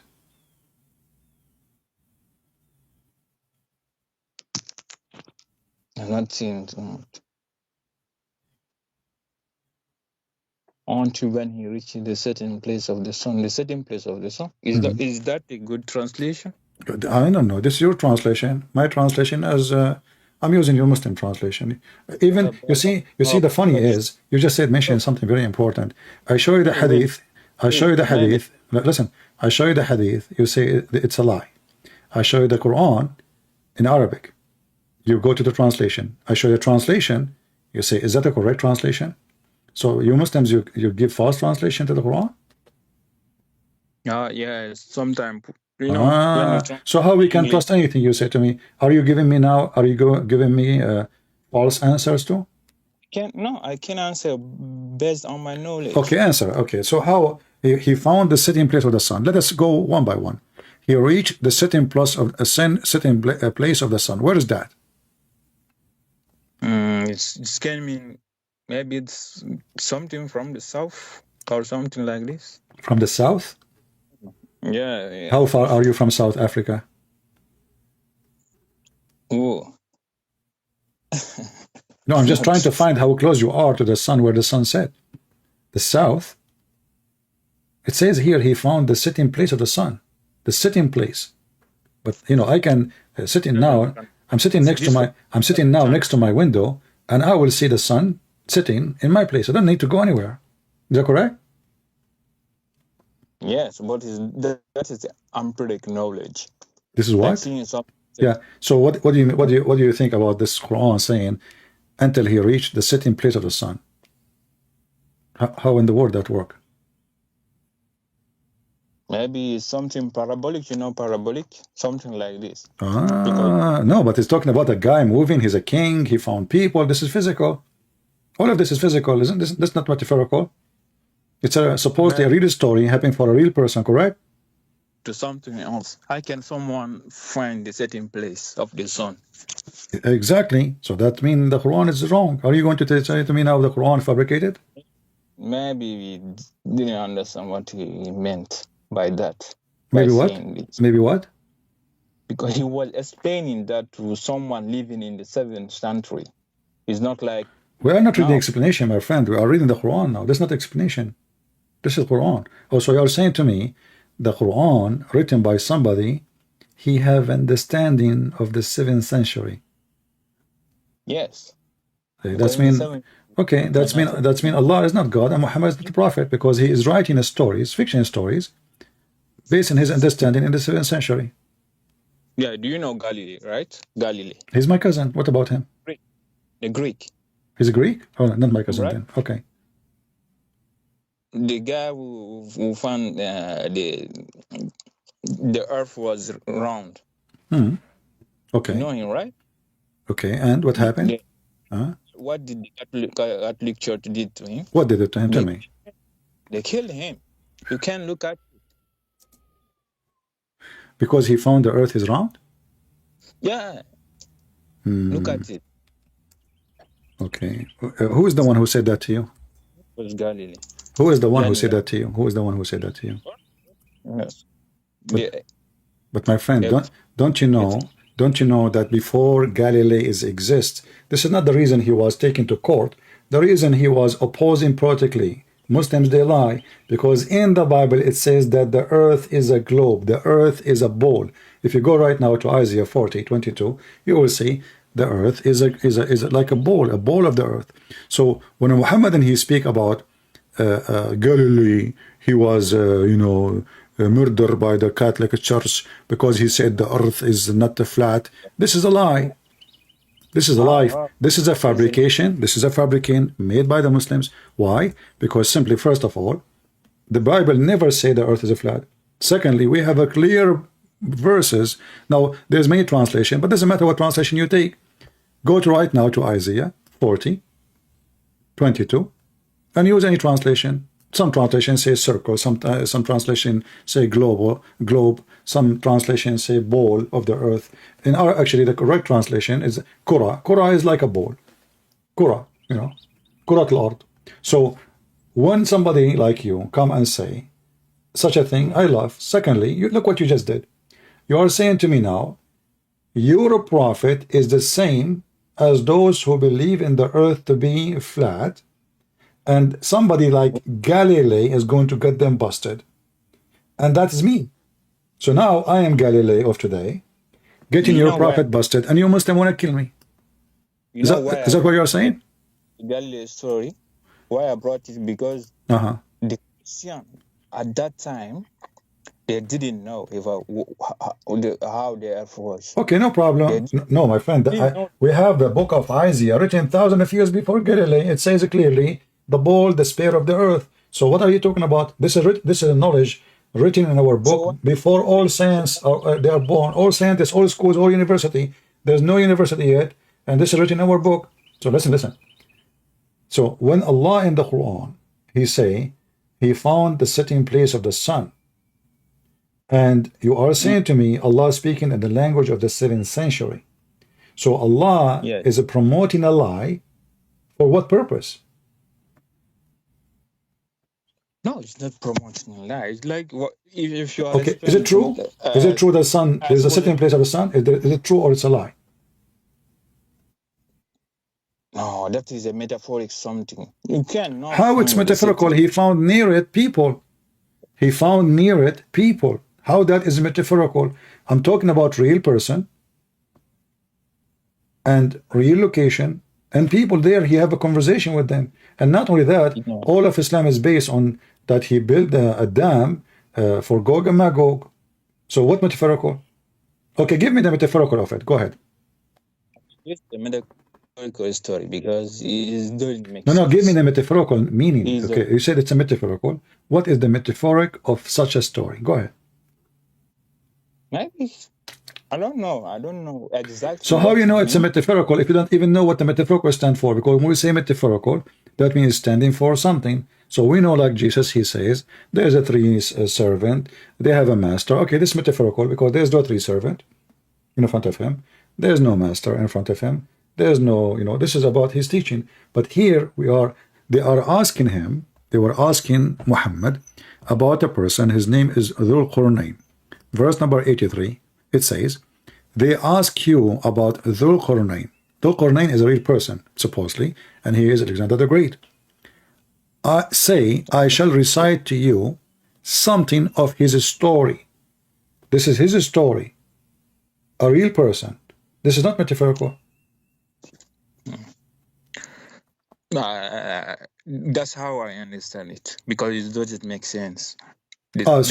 Anything, okay, I will go with you now. Anything in Islam does not make sense. You understand it as you wish. It's something metaphorical. I don't have the knowledge. Do you have one Muslim sheikh? You say it's a metaphorical, or only you? No, I didn't ask about this question. Okay, so how you come with this metaphorical? We have tons of Islamic books, interpretations, scholars, big names. None of them he said this metaphorical. This is new. What did they say? They say this what happened. Dhul Qurnayn, he arrived all the way there, and he found where the sun set. And I showed you what your prophet said, that he said the sun set in a muddy, hot, boiling water. So he found where the sitting place is, and then there, where the sitting place sun, he found it, the sun hitting in a spring of a black, muddy water. Did you hear how Zakir Naik he answered this? No. Okay, I will tell you. Zakir Naik, he said, but the Quran said that the sun hit in murky water. But the Quran, he don't mean that. The Quran saying that Dhul Qurnayn, he thought the sun hit in murky water, and it didn't water. Okay, well, so let me study. As if it is sitting in murky water. Zakir Naik says, it appeared to him as if it is sitting in murky water. Is that true? Do you agree with him? It appeared to him this way? No. So what do you think? Okay, so give me the meaning then. As long as you didn't agree with him, then what is the situation now? He found the sun sitting in muddy, bloody, hot water. No, I'm not gonna lie. I'm not gonna lie. Okay, I'm not saying you are lying. I'm saying, give me the answer. Help me. It makes sense. I don't know if he answered like this. If his answer was like this, I don't agree. But I don't know. Well, the video is there. You can watch it. The video is there. You know, he says it appeared to him. So what do you think? What is the solution now? So that's what you think Islam is false for only that verse? No, everything in Islam is okay. You know what? I'm not going to talk about this. Give me a chapter in the Quran is not stupid. Just chapter, one chapter. Just one chapter. Give me one chapter is not stupid. You know the Quran? Yeah, sure, I know the Quran. Okay.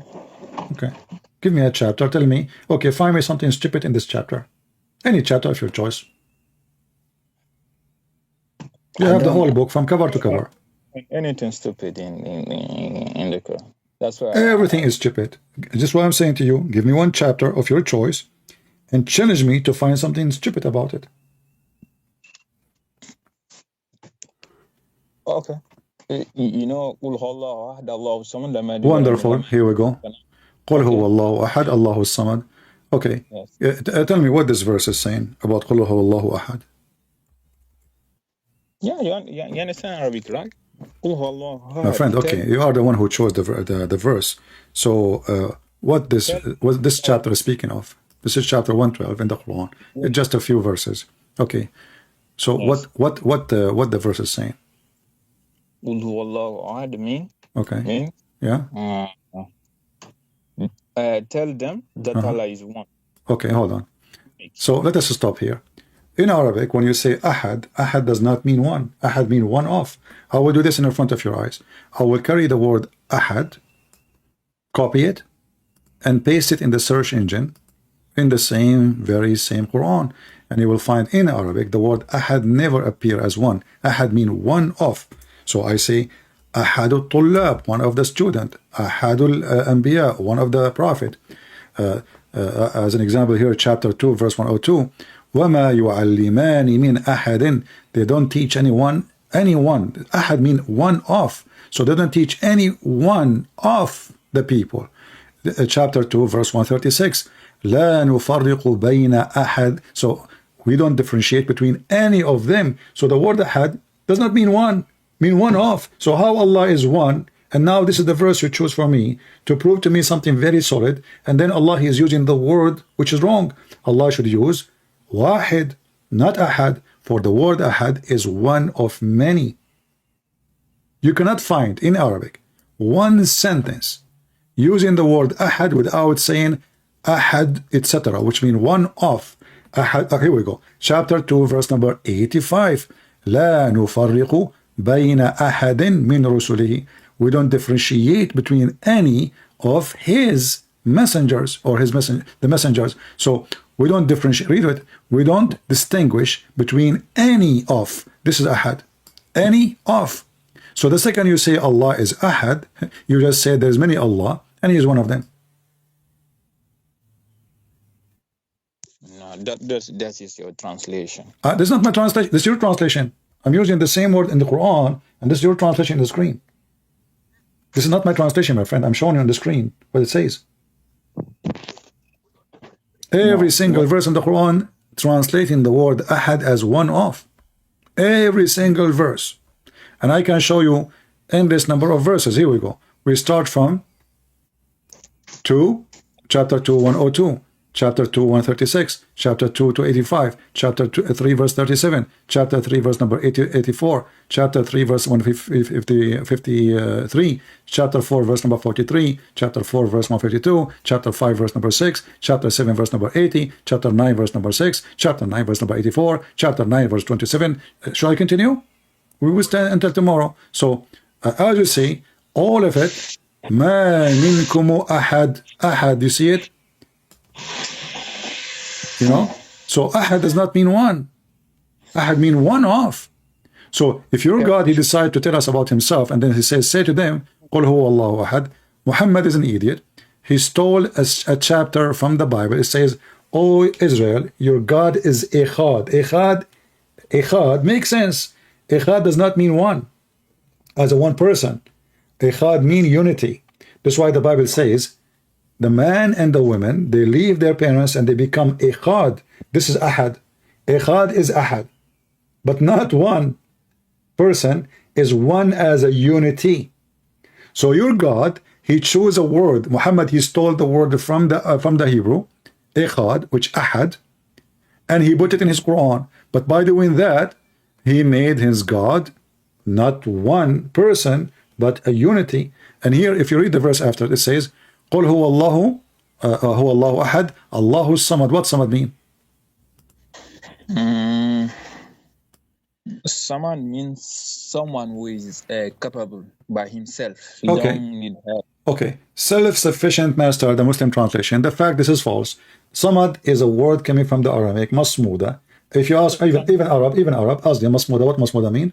You will find that masmuda is the like a collection, like, you know, like, do you know that the thing where kids, they have like something made from clay and they have holes in it and you put your coins? This is masmuda. So how Allah is a Samad, how Allah became a Samad?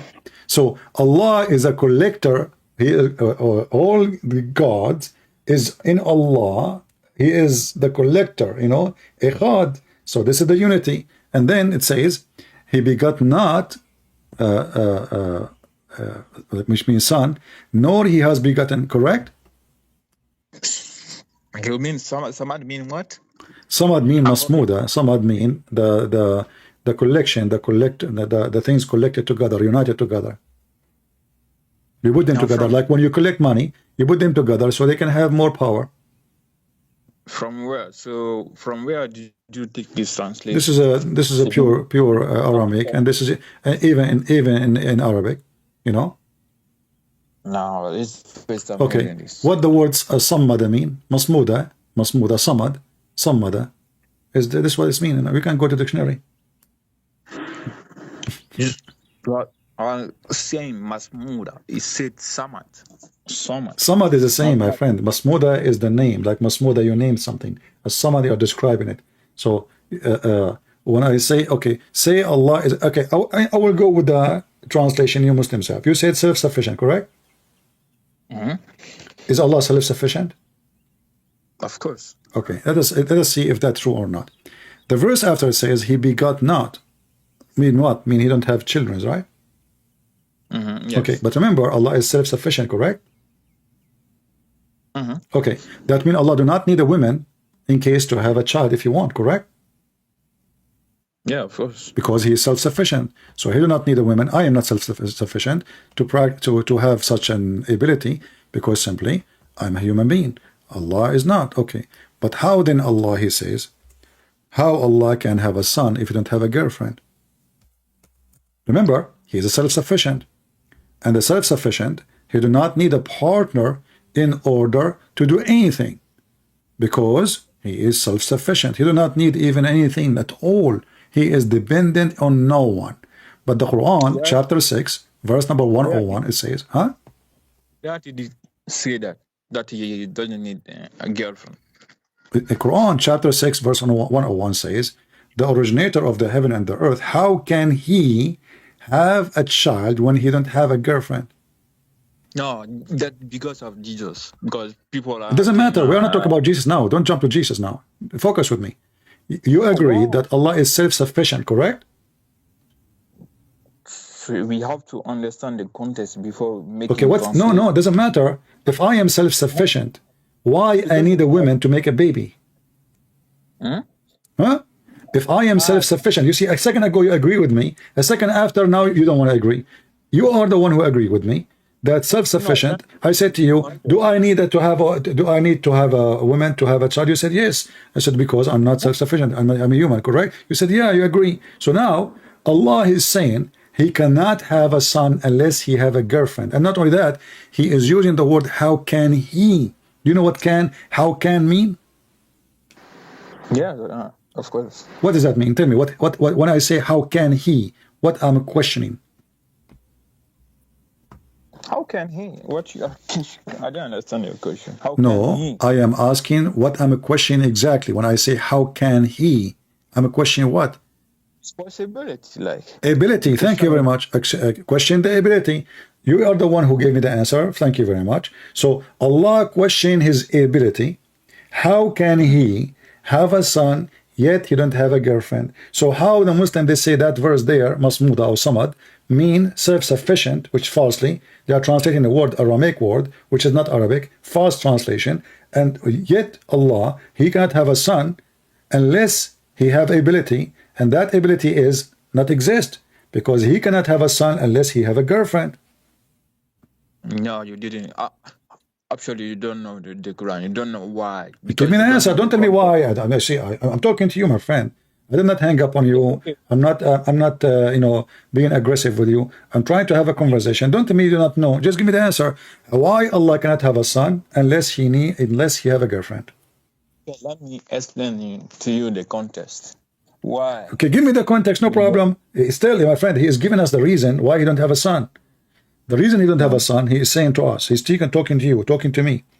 How can I have a son, yet I don't have a girlfriend, correct? Okay, are you convinced now? Are you convinced after Allah he said that? No, I'm not convinced. Because if Allah is God and he is self-sufficient, Allah did not answer me. Actually, he made himself in trouble. Because how, this is a word should not be said to God. How God can do, that is not a question. And the one is asking now is Allah himself asking the question. Allah saying how Allah can do. I didn't understand the context. That's why you are doing it like you see, you are trying, you keep hiding behind the context, but you fail to give me the context. Okay, the context is the Christian, the Jews, whatever people they say, even the pagan, they say God, Allah, he have 3 daughters. Okay, so now Allah is answering them, right? Allah is saying to them, how can he have a son if he don't have a girlfriend? Why you are saying to me, I'm taking it out of context, when the answer is so clear, how can I have a son? The funny, he don't even say I, he say he. How can he have a son if he don't have a girlfriend? So what is stopping Allah from having having a son? Is not he could. How he could? Okay, do you see the word? You see, listen, focus with me. Does it say, how can he? And this is your Islamic translation. Okay, so how do you say who could? Because if he could, you should not say how can he. We should say he could have a son. No, he was just responding to those guys. Exactly, he is responding, explaining to them why he cannot have a son. Because he cannot have the ability. He don't have the ability. He need a girlfriend. No. Where did you see? My friend, he just said, how can he have a child? So what is the problem for him to have a child? He don't have a girlfriend. He was just explaining to them that. Doesn't matter. He's explaining to them. Wonderful. Okay. He's explaining to them why I can't have a son, because I cannot do it. I need a woman. No, that's not that. Okay, give me the explain it to me. Go ahead. Yeah. He was telling them because he was responding to those. No problem. You keep repeating the same thing, but the response is stupid, because if I am responding to you about God having a son, then I say to you, how can I have a son without having a girlfriend? That means I am a human being like everybody. The God of Mary. Do the God of Mary have a son because he have a wife?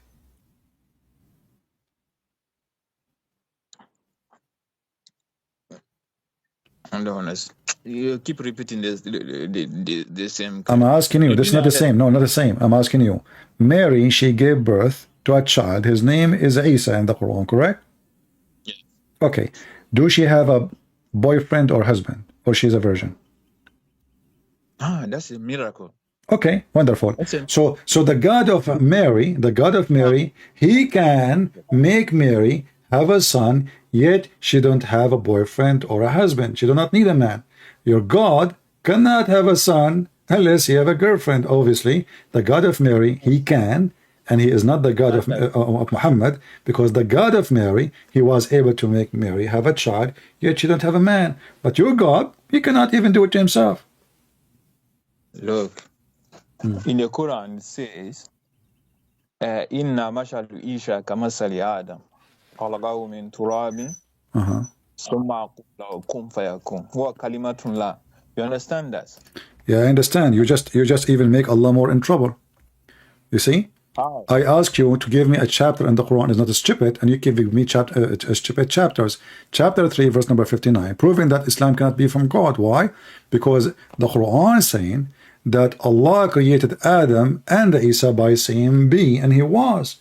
But if we go and read the story how Allah created Adam and Isa, we will find that Allah, he made a clay, he mixed the clay, he fashioned the clay, and then he breathed into the clay, and then Adam become Adam. So where is the word be and he was?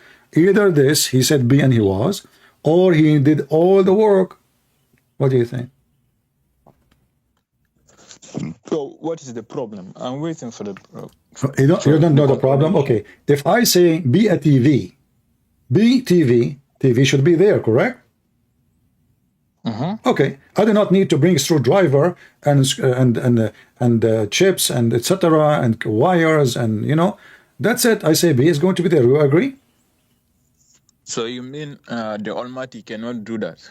No. He said how he created Adam. Did he create Adam? You are the one who quote for me the verse, correct? Or I'm making it up?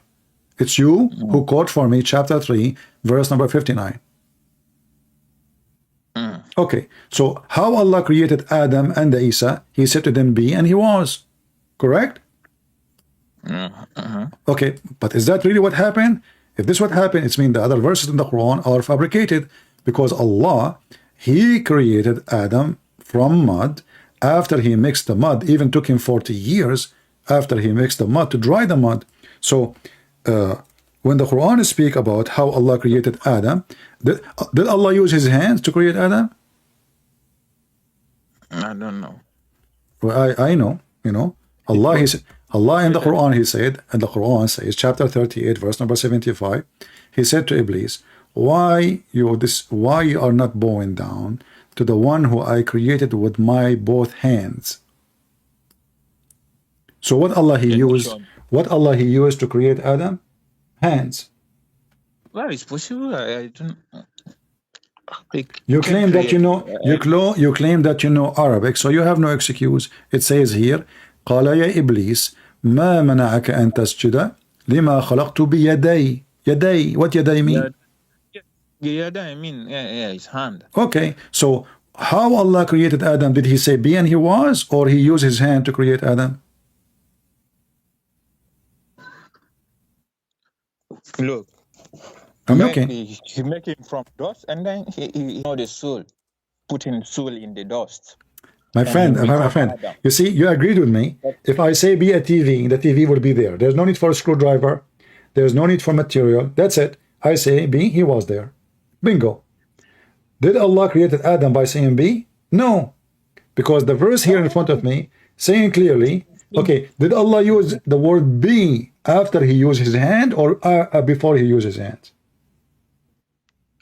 Either way, he can. No, give me the answer. Don't tell me either way, because there's a reason to ask this question. Did Allah create Adam by be before he used his hand or after he used his hands?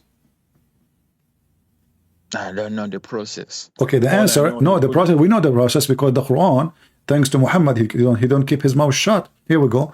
The Quran, the same chapter 38 says, and when I have fashioned him, which means the clay, and breathed into him my spirit. So number one, we made the clay. Number two, we fashioned the clay. Number three, we breathed into him. Then we said to them, prostrate for him, which means he's a person now. And then Allah said to Adam, to Shaitan, Why you did not bow down to Adam, the one I created by my 2 hands? So how Allah created Adam? Stages. The word be doesn't exist, as you see. He made a clay. Even in different verses says clearly what kind of a clay it is. So he made the clay. Here we go. Let's go to Quran here. And that mentioned many times in the Quran, actually, not only once.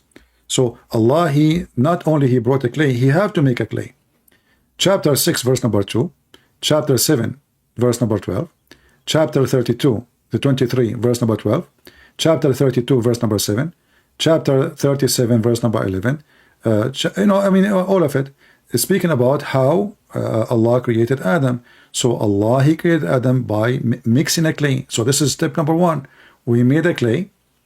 And how we make a clay? We bring dirt, water, and we mix them together.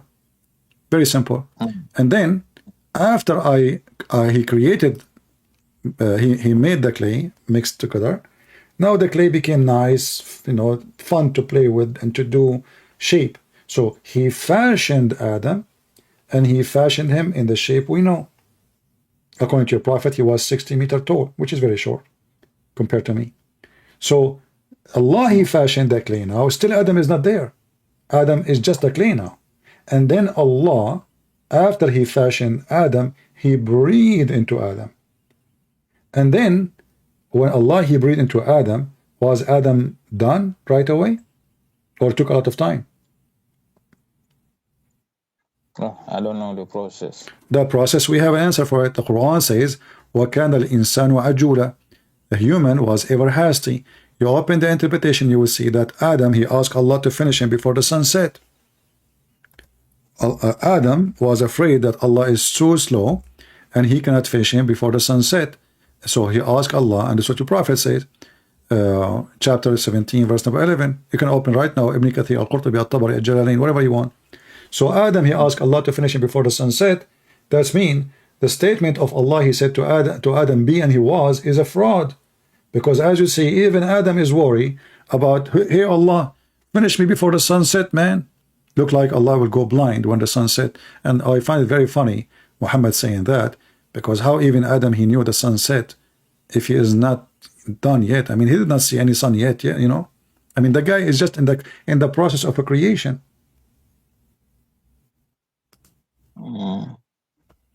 What? I don't know. It's your translation. This is not my translation. I'm showing you Muslim translation. Muslim. What's wrong with you? I'm showing it in the screen, and you keep saying to me, this is your translation. This is your understanding. This is your understanding. This is your translation, not mine. When I say Ibn Kathir, Al-Qurtubi, Al-Jalalain, this is your understanding, not mine. When I say the translation in the screen, this is your translation, not mine. When I say your prophet said, this is your prophet said, not mine. Here we go. It says here, وَكَانَ الْإِنسَانُ عَجُولًا. This is Ibn Kathir. It says here, Salman al-Farisi, he mentioned from Ibn Abbas, from the story of Adam. When he wanted to get up, before his soul reached his feet, when his soul was breathed into him, it entered his body, from his head downward, and when it reached his brain, he sneezed, Hachoo! Which is very normal, by the way. I always, like, the soul came to my head, I breathe. And said, Alhamdulillah, here we go. Adam, he speak Arabic. The first thing he said, Alhamdulillah, in Arabic. And then, praise be to Allah.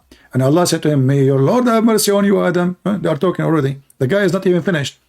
When it reached his eyes, he opened them, blink, blink, blink. And when it reached his body, and his limb he start staring at them.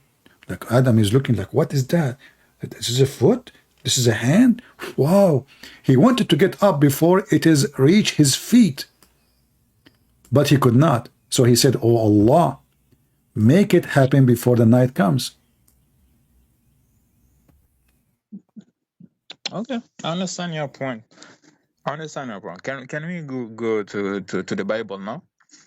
So now, okay, so are you saying to me you give up that every verse you gave me from the Quran it turned to be stupid? No, it's not every verse. So why you are trying to change topic? Because you are picking and choosing in the Quran. I am not. It's you who choose the topic. It's you who choose the verses. It's you who mention them. It's me who answer you. Go to the Bible now. My friend, all the verses we put in the screen, it was your choice. You forgot? To Isn't it me who said to you? Is it me who said to you, give me a chapter in the Quran, and I challenge you to show me one chapter is not stupid. And then you are the one who chose for me the chapter, correct? Yes. And you are the one who mentioned to me that Allah, He created Adam by saying this be, and he was, correct? Good. Okay, and now you are trying to escape it. Why? Obviously, you don't know the translation, how we Muslim understand it. You Muslim, you don't understand anything. Here we go. Each time I show you translation, you say to me, you don't understand translation. This is your translation. And this is your understanding. Ibn Kathir is not my understanding. Is Ibn Kathir a Christian? No, of course. Okay, so why you are saying to me, this is your translation, this is your understanding?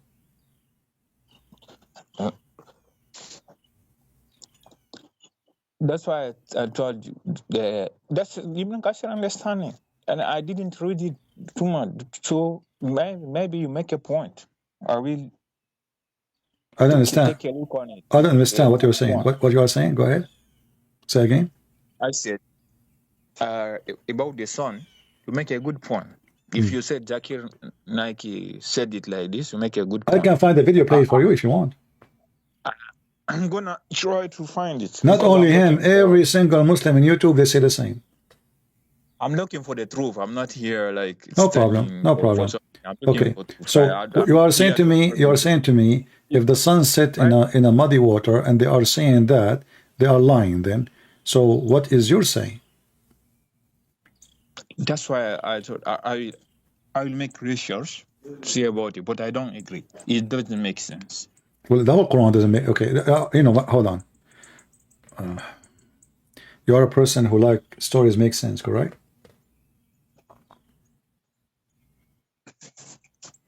Is that correct? Yes, yes. Okay, so if something doesn't make if something doesn't make sense, you don't accept it. It doesn't make sense. It doesn't make sense. Even it's that's why I'm looking for the truth. Okay, Yes. so okay, as long as you accept stories which make sense, can you give me a story in the Quran make sense? Any story. You have 114 chapter. You have 114 chapter. I challenge you to give me one story in the Quran makes sense. Every story in the Quran makes sense. Okay, choose one. No, just choose one and tell me. No, you choose one. If I choose one, you are the one who said to me you are picking up cherries. You forgot? This is why I'm challenging you.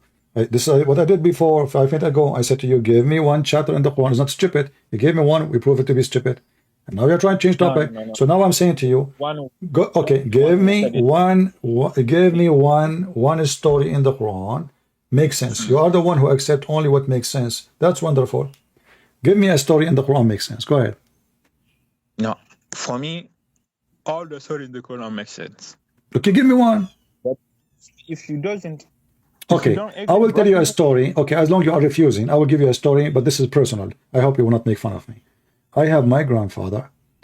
He passed away, and he was holding a stick. And my grandmother, she come to his room. She did not notice that he is dead because he was holding a stick. Second day, she come to the room. She thought still alive because he was holding a stick standing. And she kept coming every day, and nobody noticed that he is not dead because he was holding a stick. And this is a true story. What do you think about my story? But he was dead since when? What? He was dead since when? He died, like, you know, it took them more than a year to find out that he is dead. But please don't make fun because this is my grandfather, you know, respect, show respect. So my grandmother, he died standing. He have a heart attack. So he died standing, like, you know, he died, but he was holding a stick when he was standing. And nobody in the family noticed that he is dead because each time they enter, he was standing in front of the mirror and he's holding a stick. And they talk to him, you know, he don't answer, but he's standing, so nobody noticed he is dead. And it took them more than a year. And then the termite, they ate his stick, and then he fell down, and then they find out that he's dead. Was he alone? Huh? Was he alone at the house? No, I have he's my grandfather. We have my grandfather is alive, and my mother, Even me, I go there, I ask him for candies, he don't answer me. So what do you think? You are living together? Yeah, I was a kid at that time. He say, hey, grandpa, you know, I shake his hand. I say to him, can you give me, you know, candies? He don't answer. But then after a year, the termite, the ants, they ate his stick and he fell down. And then we noticed in the family, sadly, that the grandfather, our grandpa, he died a year ago. I don't know what is strange. Why is strange? Are you making fun of me now when I hurt my feeling?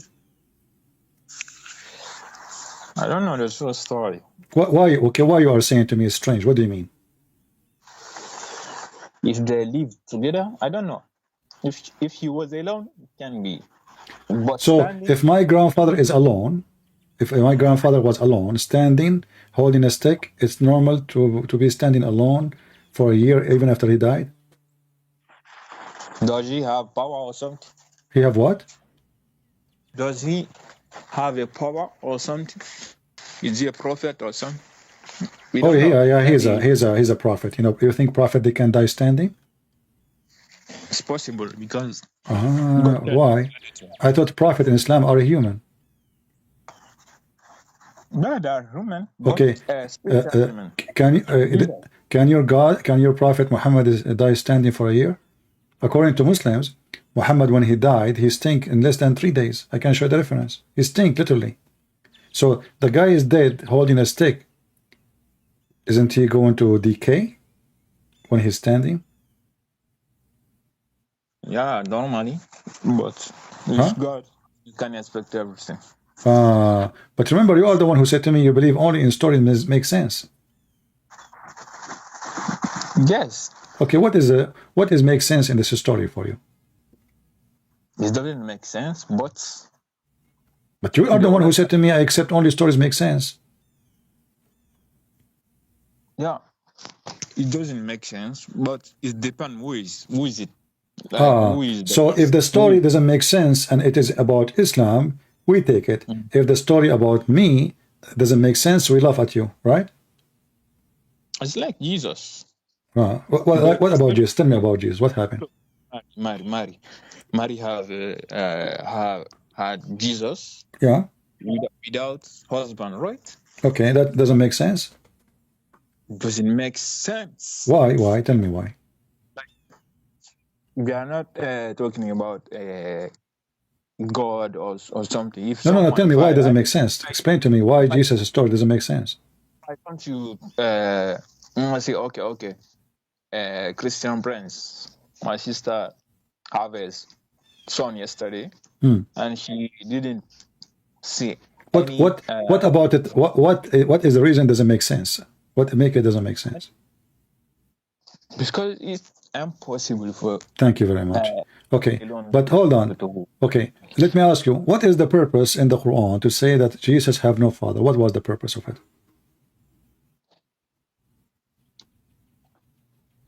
Because he has no father. Yeah, I mean, because you see, when we talk about sense, the sense is about understanding the reasoning, correct? If the reasoning is not acceptable, that story doesn't make sense, correct? Yes. Okay, so what is the sense of Jesus having no father? What is the purpose in Islam? What that prove? The problem that Allah can do everything. Well, I just showed you Allah cannot have a son without having a girlfriend. Nah, that's your understanding. You see, you keep saying to me, that's my understanding, but this is what the Quran is saying. Did you try to open the Quran and read? That was the answer for you Christians. No problem. Are you saying to me that Allah gave me an answer what does not make sense?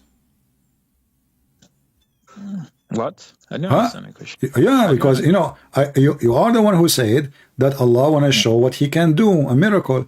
So Allah, the one who do miracle there, He can do miracle here. So now the answer doesn't make sense because He did not convince me that He need to have a wife in order to have a son. For already supposedly He made Mary have a son without having a man. So if He can do it to Mary, can't He do it to Himself?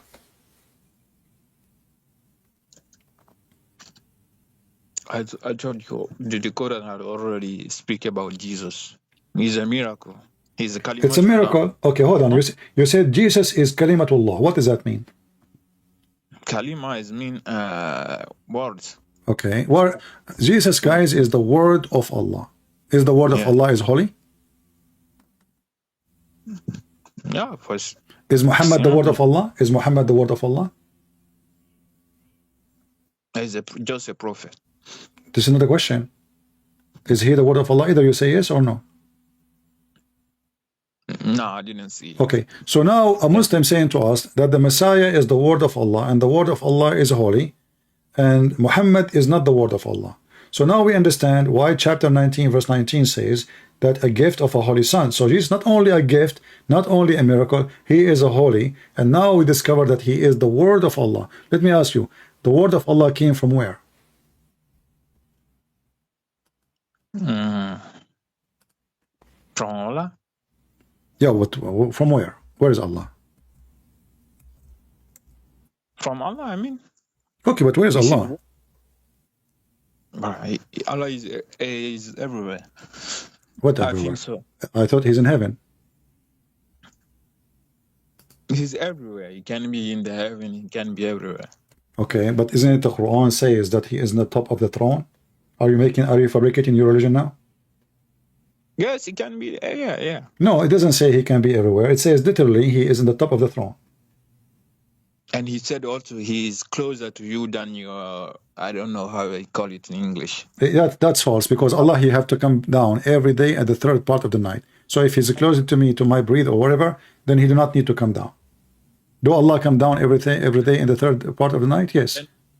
He can be everywhere. No, Allah come down every third part of the night. I can play for you right now, Ali Dawa.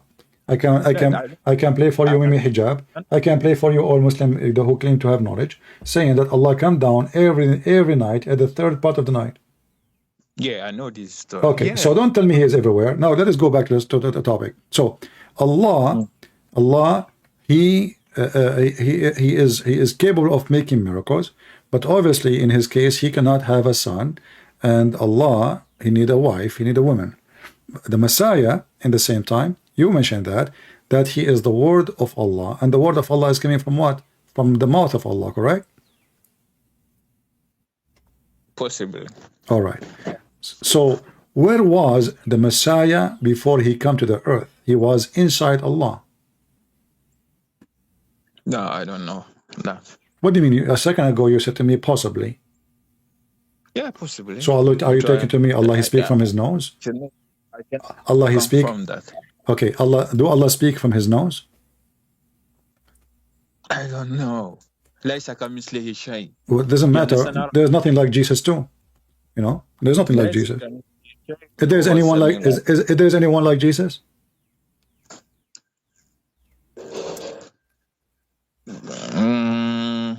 I don't think so. Okay, you see, you just proved to me that Islam is false. You are the one who said to me, gave me a verse saying that Allah, he said in the Quran, the similarity of Jesus is the same as Adam. He said to him, be, and he was. And now I ask you, if there is anyone like Jesus, you said, no, be, no. He's talking about the creation. Doesn't matter. Process. There's no one like Jesus, and there's no one like Adam. So this is a stupid logic to say to me. And this is the phrase Allah, Muhammad, he took it from the Bible. Nothing like God, but that does not mean anything. Nothing like God with his power, his ability, he's a miracle. But when it's come to other things, yes, all of us we are like God. I will tell you how. As an example, God he love, I love. God get angry, I get angry. God forgive, I forgive.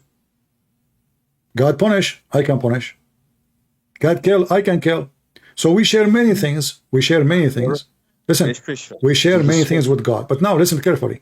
Now you are the one who said that the Messiah is the word of Allah. Muhammad is not the word of Allah. Correct? No, it seemed like that. Okay. The Messiah, he said, I am from above. You are from below. This is in John chapter 8, verse number 23. I am from above. You are from below. Jesus is coming from heaven. And now you Muslims saying that the Messiah is the word of Allah. Is it true that this word of Allah is a proceeding from Allah?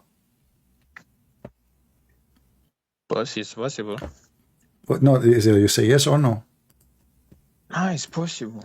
There's no either yes or no. This is his word. It's possible. Okay, let us continue. Is the word of Allah, aka Isa, is the spirit from Allah which proceeding from Allah? What? Can you repeat? Is the spirit of Isa, is Isa a word, or he is a spirit, or he is a man? He's a word. Okay, the Quran chapter 4 verse number 171 says that he is a man, he is a word, and he is a spirit. And you Muslim, you say three cannot be one. So how Jesus become a three and one in the same time? This is in the Quran chapter 4 verse 171. If you, look, the word can mean soul, his soul. This is another question. Like don't change the topic. Don't change the topic. Don't go around the bushes. No. Okay, so is the Messiah, you see, a second ago I said to you, is he a word or a spirit or a man? You said to me a word. He can be both. Okay, but now a second ago you said no. No, I do not understand maybe my answer. Okay, no problem. So now he can be both. Okay, he can be the word. Listen. Spirit. Okay, hold on. So he can be the word, he can be the man, he can be the spirit at the same time, correct?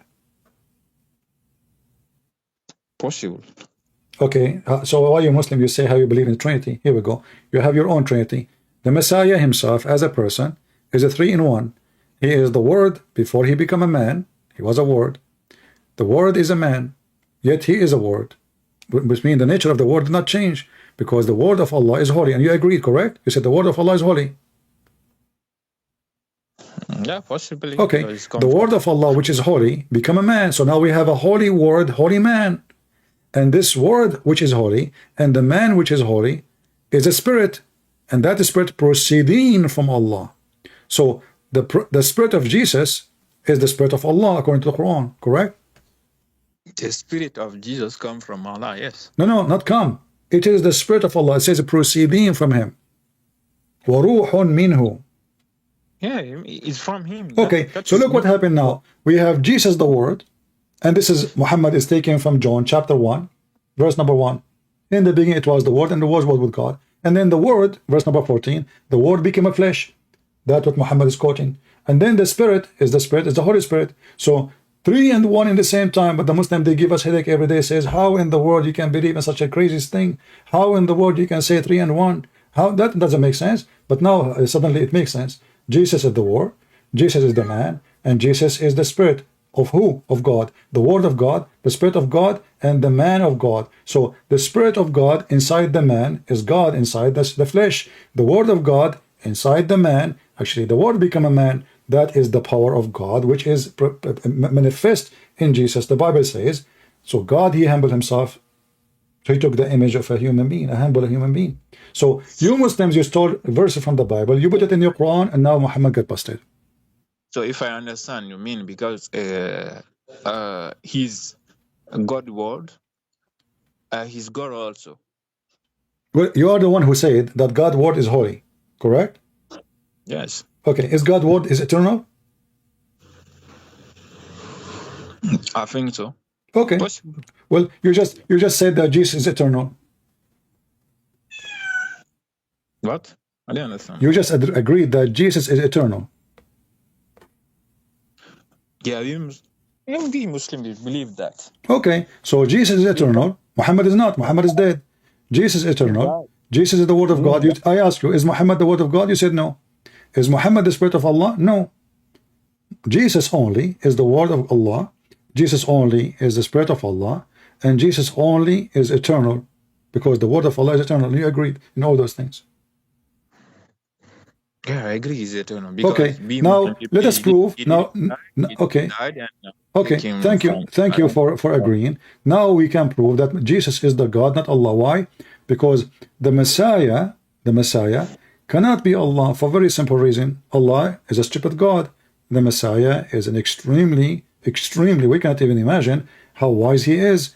Allah, he says stupid things, as you see the Quran says the sun set in murky water, and you Muslims struggle to find the stupidity, how we can fight it, how we can delete it, how we can give it different interpretation. So what do? You go around the bushes and you put some candles and etc. just to make the image look nicer. Put the candle of Ramadan, put some dish of food, and a woman wearing hijab, and Islam look beautiful now. But the reality is Islam is stupid from the beginning to the end. So Jesus is the wise, Allah is the fool. You know, do you agree with me that God cannot be fooled? Cannot be fooled. Fooled? Yeah. No? Can I fool Allah? No. Okay. I'm going to hang up on you and I will call you after like few seconds. Is that okay? Because I want to play a video for you. I want you to hear the Sheikh saying that you can deceive Allah. Okay? Yeah. Okay. Just give me a minute to play it and I will call you back. All right. Can we deceive Allah?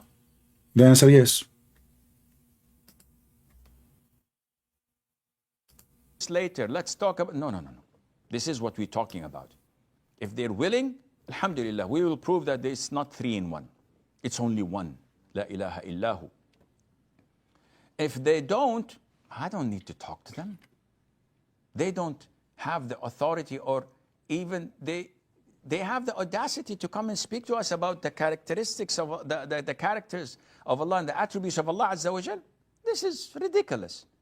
So, does Allah deceive? No, Allah does not deceive. Allah Azza wa Jal meets the things that those disbelievers do in the same fashion, because this is what fairness and justice is. Allah does not deceive people. But when you deceive Allah, when you cheat Allah Azza wa Jal. Guys, did you hear it? When you deceive Allah, when you cheat Allah.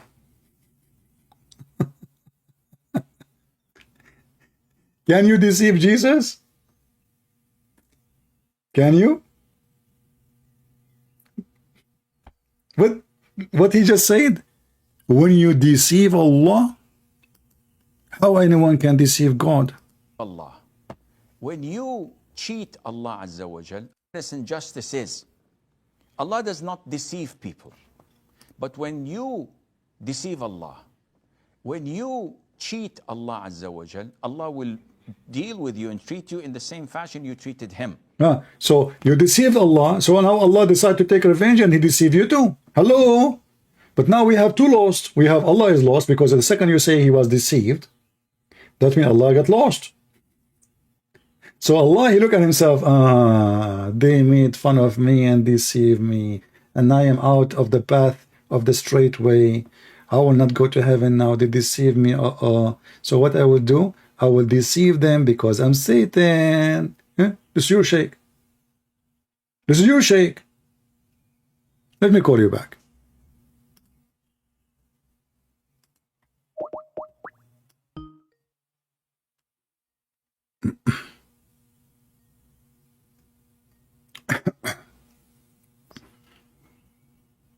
All right. Did you hear, my friend, the video?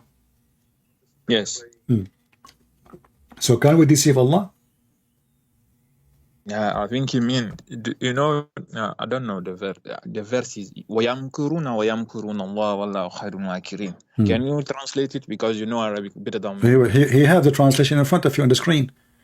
Christians say that Allah has the best of the deceiver. He agreed.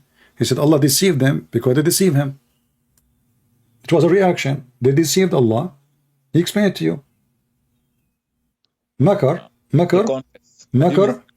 is a plot of evil. Like, you know, you do fool somebody, you deceive somebody, you lie to somebody. Yeah, that's what Allah okay said. So let me ask you. All right, so can we deceive Allah? It turned to be yes, we can deceive Allah. So how Allah is Almighty God if I am a human being, simply a human being, can deceive Allah? Now you try. What do you mean try? No, He said they deceived Him. He said they deceived Him and Allah treated them unjustly, so He is deceiving them back. Yeah, it's like in the Bible. Okay, how in the Bible, how we deceive God? Go ahead. there's many stories in the Bible where how we can deceive God. The God in the Bible, he was deceived. He deceived. You can deceive God in the Bible.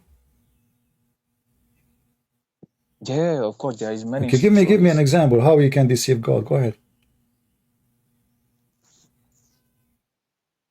We have nothing. You are fabricating stories now. So Allah, if He is God, you are the one who said to me, nothing like Allah. So you can deceive me, I can deceive you, people can deceive us, but we cannot deceive the one who is all-knowing. You see, deception is based on what? Based on, I do not know, you lied to me, I believed you. Is that correct? Okay. No. Yeah, what no? What no? They tried. No. He said they deceived him. He said they deceive Allah. He didn't say, okay, how you can deceive Allah anyway? I mean, how you can even try to deceive Allah if you know that He is God? That is even a stupid idea. People are stupid. I don't hear you. Your microphone is far away. What? People will try because people are stupid. Okay, I will go with you. Shaitan, was Shaitan deceived by Allah, or Shaitan, he is the deceiver?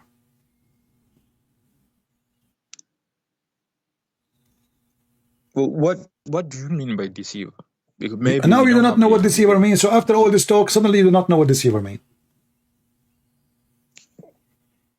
No, I want to hear your explanation, because we don't have the we just said, if you lie to me, I believe your lie, you deceive me. Correct? Yes. Okay. Yes, that's what. So deceive is lying. Deceive simply is lying to somebody and make him believe in a lie. Do I agree? Yes. Okay. Did Allah lie to Shaitan and deceived him?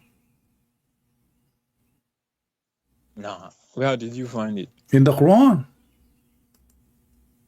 Do you have your Quran with you? No, open it. Shaitan, he said to Allah, فَلَمَّا أَغْوَيْتَنِي, because you deceived me, you lied to me, I'm going to do that to them. So the Shaitan is taking revenge for Allah. He did lie to him. Chapter 7, verse number 16. Chapter 15, verse number 39. So, because you deceived me, because you misled me, because you lied to me, you're a liar. So, we just heard the Sheikh saying, well, they deceived Allah, so Allah decided to deceive them. Exactly. So Allah is Shaitan, Allah is Satan. Here we go. This is the Quran. Read with me. Read with me in the screen, please. Chapter 15, verse number 39. Let me try to see it. It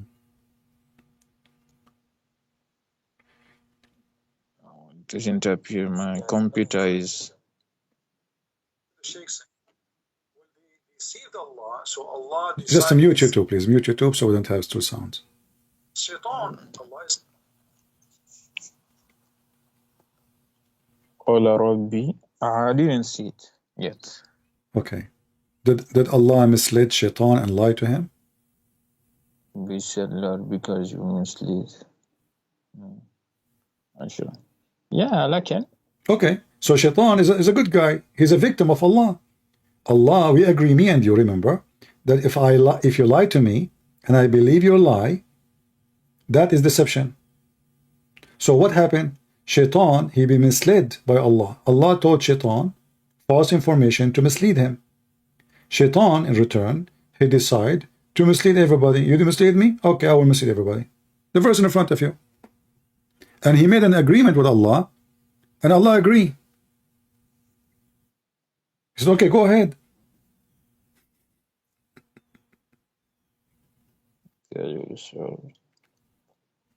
I will check this to see the real meaning. All right, my friend. Well, you know, I'm not going to keep you longer, but thank you for calling. You can call me again. I want you to check all those things I said to you and be honest with yourself.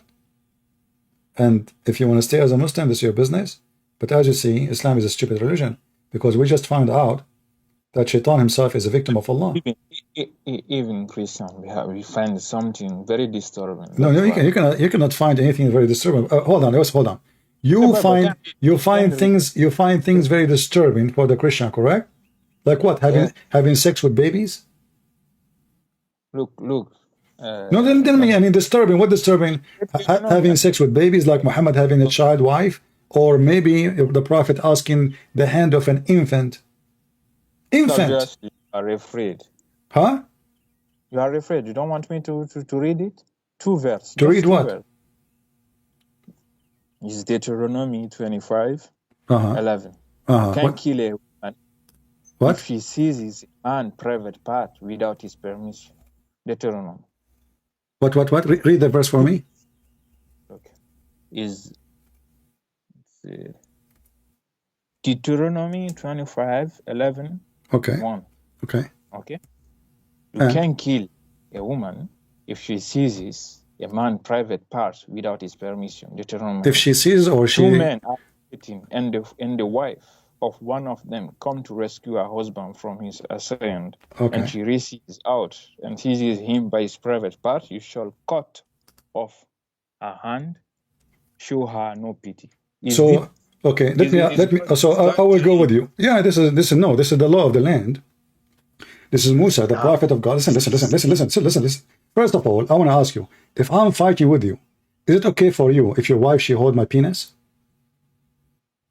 But if because that you kill her, you show her no. No, I'm asking you, is it okay for a Muslim woman?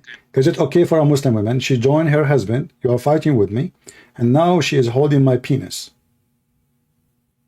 Is that okay? It's not okay, but why? No, because I want to know the penalty. No, hold on. The penalty, because you're a foolish person now. Listen.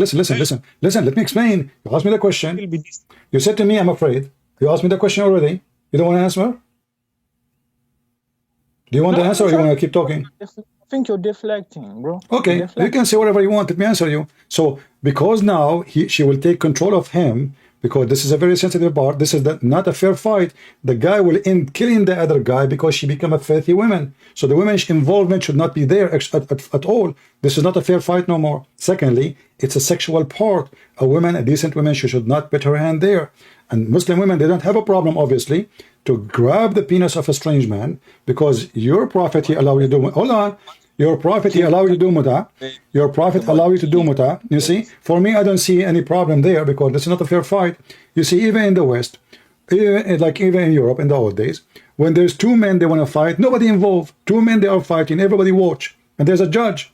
So if somebody join, he is betraying. He is not decent. He have no decency. So when the women, she join in such a fight, she's being filthy. She's not even holding the hand of the guy. She's not holding his... There's many things you can hold. You could not find anything to hold except his penis. So obviously what we learn from you, that your Muslim women, they like to hold penises of Christians if you fight together. So now one day, if we go in war with Muslims, all the Muslim women, they will make an army, and they will be trained to hold our balls. Just one. What? Okay, because you are deflecting. Look, what he said here. Exodus 21, 7, 8. Sex slavery condom. When a man sells his daughter as a slave. Why you change topic now? Why you change the topic? Why you jump from the first one to the second one? Why you change? Because the first one, listen. Because the first one, you were not successful. So now we change with, what is your answer? What is your answer? It's stupid, because your answer was stupid. Okay, hold on. So now, so it's a stupid. If it's a stupid. Okay, it's a stupid. So you Muslim women, just say clearly, my friend. Just say clearly. We as Muslims, we have no problem if our Muslim wife, she grab your penis. Say it. I will not kill my wife because she grabbed. It's not you who killing her. It's not you who killing her. You know. I'm asking you. Are you okay if your wife, she grabbed my penis when I'm fighting with you? Say yes. So you will cut your wife. I am saying say yes. See, because the Jews are very conservative, not like you Muslims. You do breastfeeding for adult. So this is a big problem. What kind of a woman she would do that? This is very filthy. So because you are a low class like your prophet, you accept that, no problem. Is it true that? Is it true? Is it true? Is it true? Okay, listen. Okay, you are talking about. Okay. The men are. If she does not please the man, what? Who bought her, she may allow her to board back. Okay, the slavery you are talking about, a man he can, hold on, a man he can sell himself, a man, let me answer you, a man he can sell himself, he can sell his daughter, but this is 7 years of slavery. She is not a slave for sex, she is a servant. In the old days, they rent themselves as servants, not as sex slaves. Listen, yeah, and the max is 7 years. So I own your money. You cannot, I cannot pay you back. I say to you, this is the last offer I give you. If you say no, you cannot ask me for the debt. So I say to you, I am going to sell myself to you for the coming 3 years, equal to the money I should pay you back. Then you work for him as a slave for the coming 3 years. That's what the verse is saying. No. It's not up to you. I mean, it's there. Man sells his daughter as a slave. Yes, the same. His daughter, his wife, himself, doesn't matter. The whole family can be. The whole family, they can be sold. You see, you are just being an idiot. Let me ask you. So are you against slavery or support slavery? Well, that's a stupid question. Who will? No, don't move. Why you are opening a topic? You don't want to talk about it anymore. You said to me you are scared. I answered you. I'm asking you now. Are you against slavery or you support slavery? Of course, I'm against slavery. So, did your prophet own black slaves? And you are an African. A black slave. Yeah. Did your prophet own black slaves? Not only one. I didn't see any. If you can show me. You are saying to me that you do not know that your prophet, he owned many slaves. No. Do you swear by Allah that you never heard that before? That's what I'm telling you. No, swear by Allah that you never heard that your prophet, he owned slaves. Yes. If you can show me, I can look at it. No. I want you to swear, because I cannot believe that a grown man who he claimed he speak Arabic, he never heard that his prophet, he owned slaves and African slaves too. I speak a little bit. It's not like you. I'm not. It's not my native language. I just learn it. I don't care about the language. We are not talking about language now. We are talking about, do you know, you heard before that your prophet, he owned slaves? No. Can you swear by Allah? I already swear. Why you don't want to swear? What's the problem? I don't know. What do you mean? If you can show me. Huh? What? Can you show me where is it? No, why you don't swear? I never heard that Muhammad, he have slaves. Why you don't swear? Yes, I heard. Huh? How do you want me to swear? You swear, say I swear by Allah. I never heard that Muhammad. I never heard that Muhammad, he have slaves. Yeah, Bilal, I never heard. You never heard? Okay, now? Okay, have you ever heard of Bilal before? Bilal is a slave, but he was not. He was not what? The prophet's slave. Oh, so he was in the house of Muhammad washing dishes all the time for what? No, you are mixing everything. He was the slave of who? Hold on. He was the slave of who? Well, you are the scholar. Tell me who. He is a slave of who? You tell me. You are the one who gave me the answer. You said he was not a slave of the prophet. Yes, of course. Okay, so he was a slave. He was a slave of who? So he was a slave. Okay, so he was a slave. Slave to who? I don't know the man. Before he was freed, and then where it says he was freed? Show me. That the Sirah. I don't know exactly. My friend, let me get you busted. Here we go. Bilal, he asked Abu Bakr. Abu Bakr, he gave Bilal as a gift slave to Muhammad. So Bilal is a gift from Abu Bakr. He bought by Abu Bakr. He gave him to Muhammad, and Muhammad always received him as own gift, which is slaves. So Muhammad was the master, but slave was the owner. So he said to him, if you bought me for the sake of Allah, then free me for the sake of Allah. Is that correct? If you bought me for yourself, then keep me for yourself. Is that correct? Where is it? Okay, and now you will say to me it's fabricated. No, if it's true, I will check it. You are giving me some information I didn't know. I'm not gonna lie. All right. If it's true, I will tell you it's true. I will check it. Okay. If he said Sahih, it's not. Maybe it's true. All right. If it's true, I will Okay, hold on. You said to me if it's Sahih al-Isnad, you said to me if it's Sahih al-Isnad, you accept it, correct? I said I saw it. It's written there, Sahih al-Isnad. Okay, here we go. But how come when I showed you this hadith here, you said to me this is not true, fabricated? Here we go. It says Sahih al-Isnad.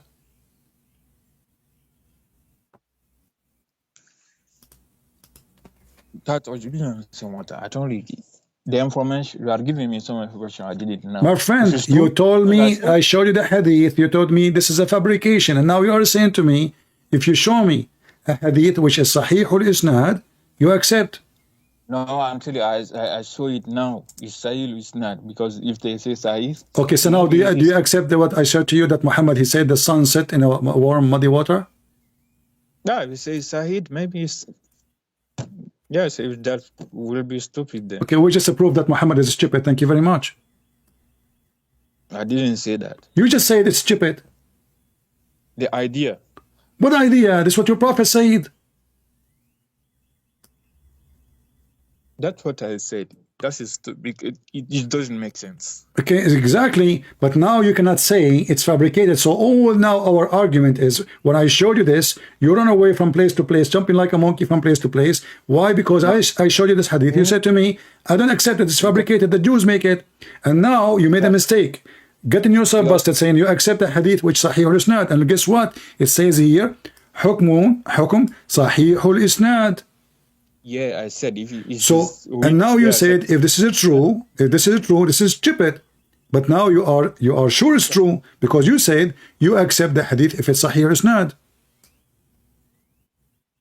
Yeah, because Sahih is not. It mean many ulama agreed on it. Okay, so that means Muhammad is a fraud. Do you agree? You are the one who said this doesn't make sense. You are the one who said to me, you're misunderstanding. You are the one who said to me, oh, this is wrong translation. You are the one who said to me, this is made by the Jews. And now it turned to be that this is what all the scholars agree upon, and it's true. It's Sahih or it's not. It didn't make sense. Why you are saying your prophet does not make sense? Are you insulting him, saying he's stupid? I'm not saying my prophet. Well, you just said his words. You just said his word does not make sense. So now you are standing in front of your prophet saying to him, hey, Muhammad, whatever you are saying, it doesn't make sense. No. You did. Yes, you did. Sense. You agreed that this is a correct story now. You cannot say I can deny it. The story of the Jews made it, you came with it in the beginning. It been destroyed in 2 seconds. And now we have a clear evidence, authentic, approved by you, that Muhammad, he said this. And you agreed that this does not make sense. Yeah, of course. That's my answer. What's your answer? Your answer mean what? Your answer mean Muhammad is a false prophet.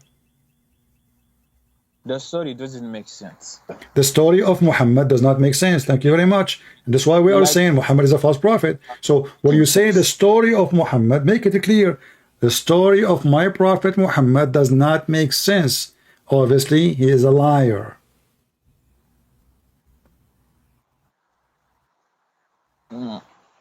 The story doesn't make sense. I will not be a liar or something like this. When you say the story does not make sense, either the story is true or the story is a fabricated. And remember, you are the one who said this is a fabricated story in the beginning. Why? Because it doesn't make sense. Yes, and not only that, you said to me the Jews behind it. Correct? You said that. So you are the one who connected the dots. You said if it does not make sense, it must be made by the Jews. It must be a lie. So now we did not change the topic. This is the same hadith, the same reference. Suddenly, it is authentic, and now it still doesn't make sense. Is it a lie from Muhammad, or just doesn't make sense? This one doesn't make sense. Okay, so are you saying your prophet, he is fabricating where the sun set, he is giving us false knowledge. Remember, when you call me, I said to you, you Muslims associate the knowledge of Allah with the knowledge of your prophet. You said to me, yes, sure, what not? You know, the best, the prophet and his Allah, and Allah knows best. He's a prophet. You said that, and you agreed. Okay, the exact story we talked about in the beginning. Allah and his apostle knows best. So this is the best knowledge of Allah and Muhammad. Muhammad, he claimed that he have his knowledge from Allah. So the best knowledge of Allah and Muhammad is the sunset in a muddy spring hot water. That's what I said. I said what I said. It don't make sense. Okay, so why you are a Muslim? Why you don't leave Islam? That's what I told you. I'm looking for the truth. Okay, but now we showed you, my friend, if you are looking for a truth, I showed you the verse in the Quran. I showed you the confirmation from the hadith. The hadith is Sahih chain, and you said you accept Sahih chain, and the Quran is a Quran. So now we connect them together. The Quran says, until he reached the setting place of the sun, he found the sun sitting in a spring of muddy water. Spring, not ocean. The Muslim, they lie, they say, oh, like when you go in the ocean, you see the sun going down. It says in the Quran, spring. It's not an ocean. There's a huge difference between spring and ocean. So now we connect them together. This one confirmed the Quran. We'll check on this one. Huh? I will check on this one. What do you mean you will check? You already checked. I will check because the translation, everything. I don't care for translation, my friend. You are the one who claim you speak Arabic and you know Arabic. I show it to you in Arabic. I show it to you in Arabic. It's just a short sentence. هل تدري أين تغرب الشمس؟ هذه قلت الله ورسوله أعلم قال إنها تغرب في عين حامية. So what translation? You claim you know Arabic, and now we are showing it in your Islamic translation, and we are showing it in your website, and we are showing you it's Sahih chain, and we are showing you the reference and the number, and now you agreed that if it's Sahih chain, you approve it. So what is missing? That's why I told you, it doesn't make sense. I have to do my own. Thank you very much. Now, okay, so Muhammad and Islam doesn't make sense, and the Muslims agree with me. That's wonderful. Here we go. And now let us go to Bilal, because we did not want to skip the story. Bilal was begging for freeing him. As long as you are against slavery, and you don't like slavery, and Muhammad, he owns tons of slaves, including the slaves, he have sex with them. Did he have sex with Bilal? Did he? Can you show me that? Where did you get this hadith from? This is Sahih Bukhari. Sahih Bukhari. Okay, from where? Sunnah no? .com? .com, yeah. Can you show me the hadith? I'm showing you on the screen. Bilal said to Abu Bakr, if you have bought me for yourself, then keep me for yourself. But if you bought me for the sake of Allah, for Allah's sake, then leave me. So Muhammad died, and now Bilal become under the command of Abu Bakr again, because Bilal died. Muhammad died. So now Bilal coming to Abu Bakr, please, let me go, man. I spend my life serving Muhammad. You promised me, the prophet, you will go to heaven, Bilal, but I still a slave. So why your prophet, he have a black slave?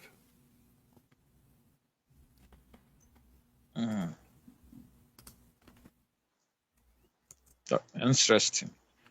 No, it says if you but myself to keep yourself, but you shall. You say from what? What? Bukhari 3755.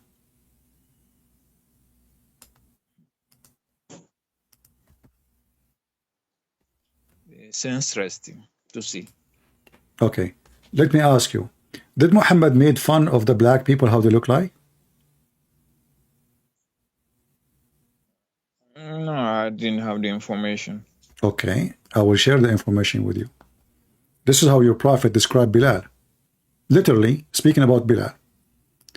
Bilal is a slave, and he is black, and he have a strong body. So Muhammad, he made him a command of a bunch of Arab youth. He said to them, he is your command now. But those Arab, they could not take a black person, the white Arab. A black slave is our leader. So look what he said to him. The prophet said, listen and obey your chief. Who is the chief now? Is Bilal, but he's still not free. Just this is for war now. He's going for war. Even if he's an Ethiopian with head like a raisin were made your chief. Did your prophet describe the head of a black man, raisin head? Prophet, listen and obey your chief. Where is it? Even if an Ethiopian would have it like a raisin. And this hadith is Sahih?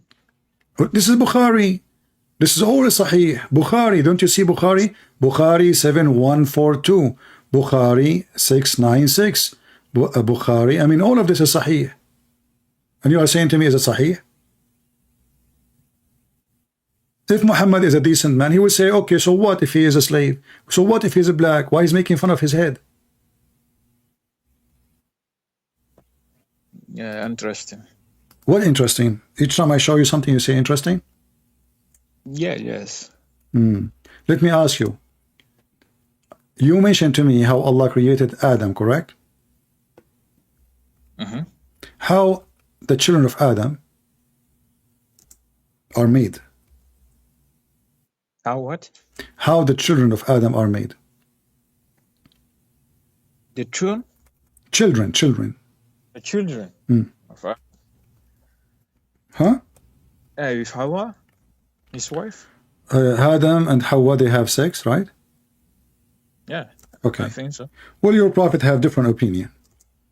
Your prophet, he said that when Allah, he created Adam, he hit his left shoulder and he did his right shoulder, sorry, first, and he did create the white people from there, from the right shoulder, and then he hit the left shoulder of Adam and he created the black people from there. And then he said to the one from the right shoulder, you go to heaven and I don't care. And he said to the black ones, you go to hell and I don't care. What do you think about this? Where is it? Where is it? Where did you? Let me show you the reference. Yeah, sure. Okay, but if this is true, what you will do? You will leave Islam or you will stay as a Muslim? I will consider. No, I'm seeking the truth. No I know problem. I have some. But no, I want you to be honest with me. You see, I am not. I am trying my best to help you. No problem. But I want you to be honest with me at the same time. Maybe if you give me some, I can take those points and send it to my sheikh and see if he deflects. What do you mean your sheikh? Is your sheikh like he's going to create a new religion for you now? No. I will ask him. Okay, what do you think about it? Is this true? Is it okay? If that is true. So, is your faith depend on the sheikh what he say, or depend in what Muhammad said? No, because I have to know every content. I'm not a scholar or something like this. I'm just seeking the truth. You see, so now the sheikh, what do you expect the sheikh will say to you? See, you're being hypocrite now. I mean, even this one, the sheikh, he hit the left shoulder of Adam and he created the black people. He hit the right shoulder. You didn't show me. Here we go. Where is it? If somebody have it in English, post it in the chat, please. This is Sunan al-Tirmidhi. This is a Sahih hadith. Sahih. Volume number 5, page number 249. Where? Which book? At-Tirmidhi. Sunan al-Tirmidhi. Volume number 5. It's on the screen. Page number 249. And you claim that you speak Arabic. No. Yeah. Okay. I using my because I'm talking with my phone. I'm using it says my here, computer. Maybe. إن الله خلق آدم ثم مسح ظهره بيمينه فأخرج منه ذرية, etc. And he continues saying. Let me try to find you the English version. Hold on. 240. Just give me a second. Hold on. I want to find the English one. And I will give you the reference more. Yeah, because I'm writing it down. Interesting.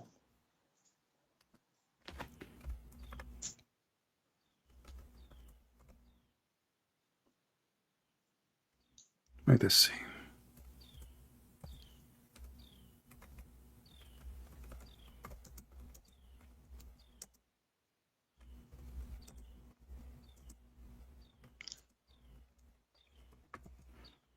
So according to the hadith, Allah created the black people to go to hell from the beginning, and He created the white people to go to heaven from the beginning.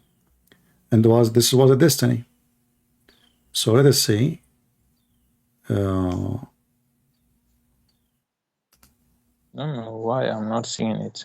Did you have it in give me a second, please. Give me a second. I will show you the Islamic translation.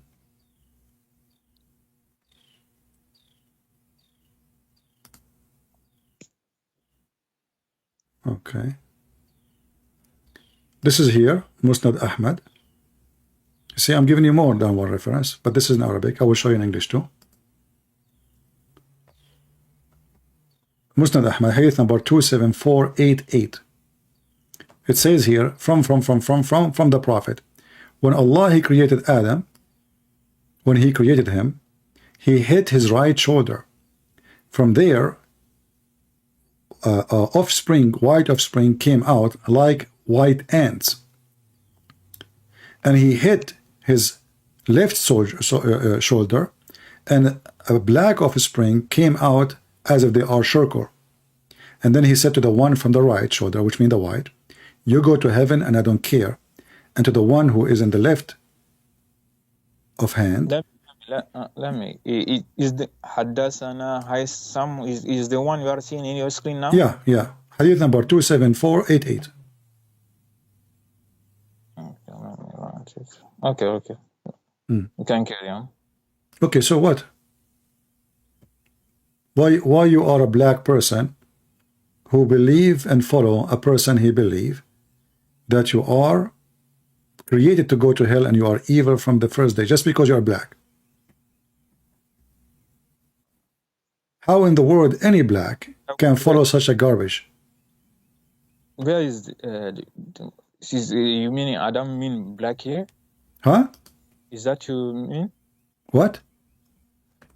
Where is the black color? Is Adam? No, Adam is not black. Adam is a white man. Allah created the white offspring of Adam from his right shoulder. Allah created the black offspring from the left shoulder. He said to the one from the black shoulder, from the right shoulder, you go to heaven and I don't care. And He said to the one from the left shoulder, you go to hell and I don't care. The one from the black shoulder, from the right shoulder, they are the black. They are the white, sorry. And the one from the left shoulder, they are the black. This is your destiny. This is your destiny according to Muhammad.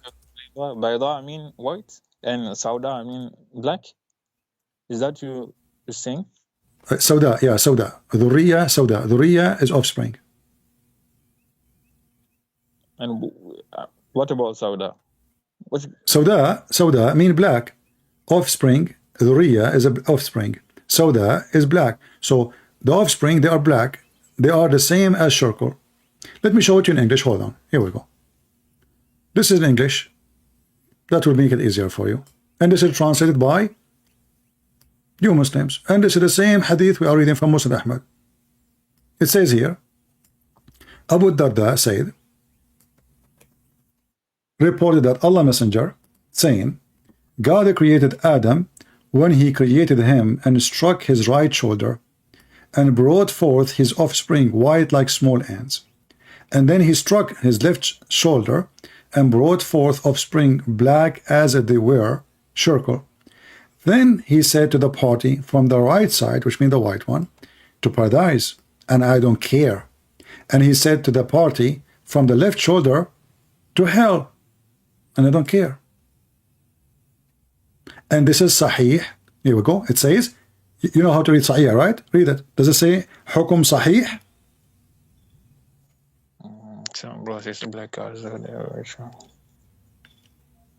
Okay.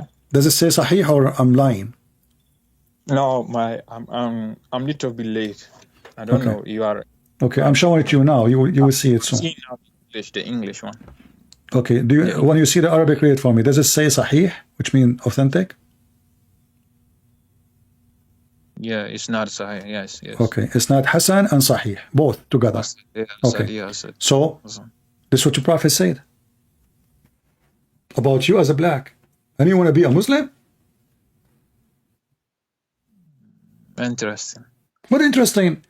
I mean, this is interesting. This is disgusting. Aren't you ashamed to be a black person? And you say this is interesting. If I am the one who say it, oh, No. black people will go to hell, you know, then you will say, huh? Your information is interesting. That's what I mean.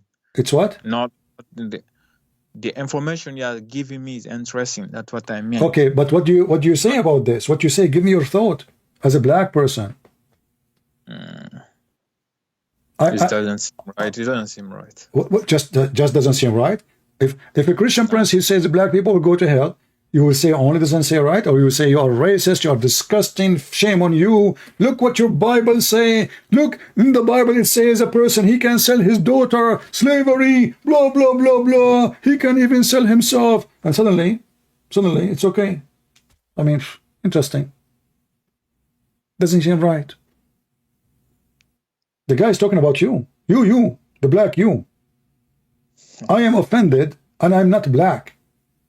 Because me as a Christian, I believe that God created Adam in his image, which means all of us, black, white, Asian, doesn't matter. We have the image of God. We don't care. This is why you will never see somebody, he claimed, unless like the racist, those they call themselves a black Hebrew, saying that Jesus is black or white. Jesus have nothing to do with the black and white and Asian. Jesus is for everybody. For God, he loved the world. He said it's only begotten Son. The Bible says clearly, there's no Hebrew, there's no Greek, there's no free, there's no slave. For all of us is one in Jesus. Amen to that. Here, no. You are created as a black. And because you are a black for a reason, according to Muhammad.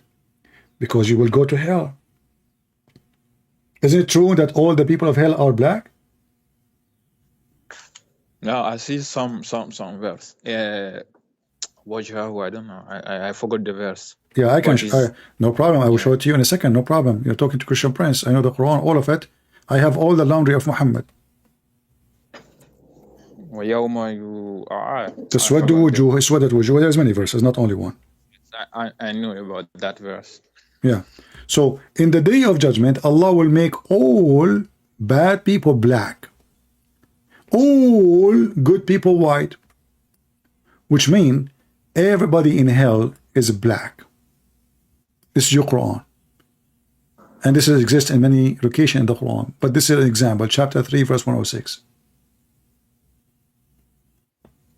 Yes, I knew about that one before. Okay.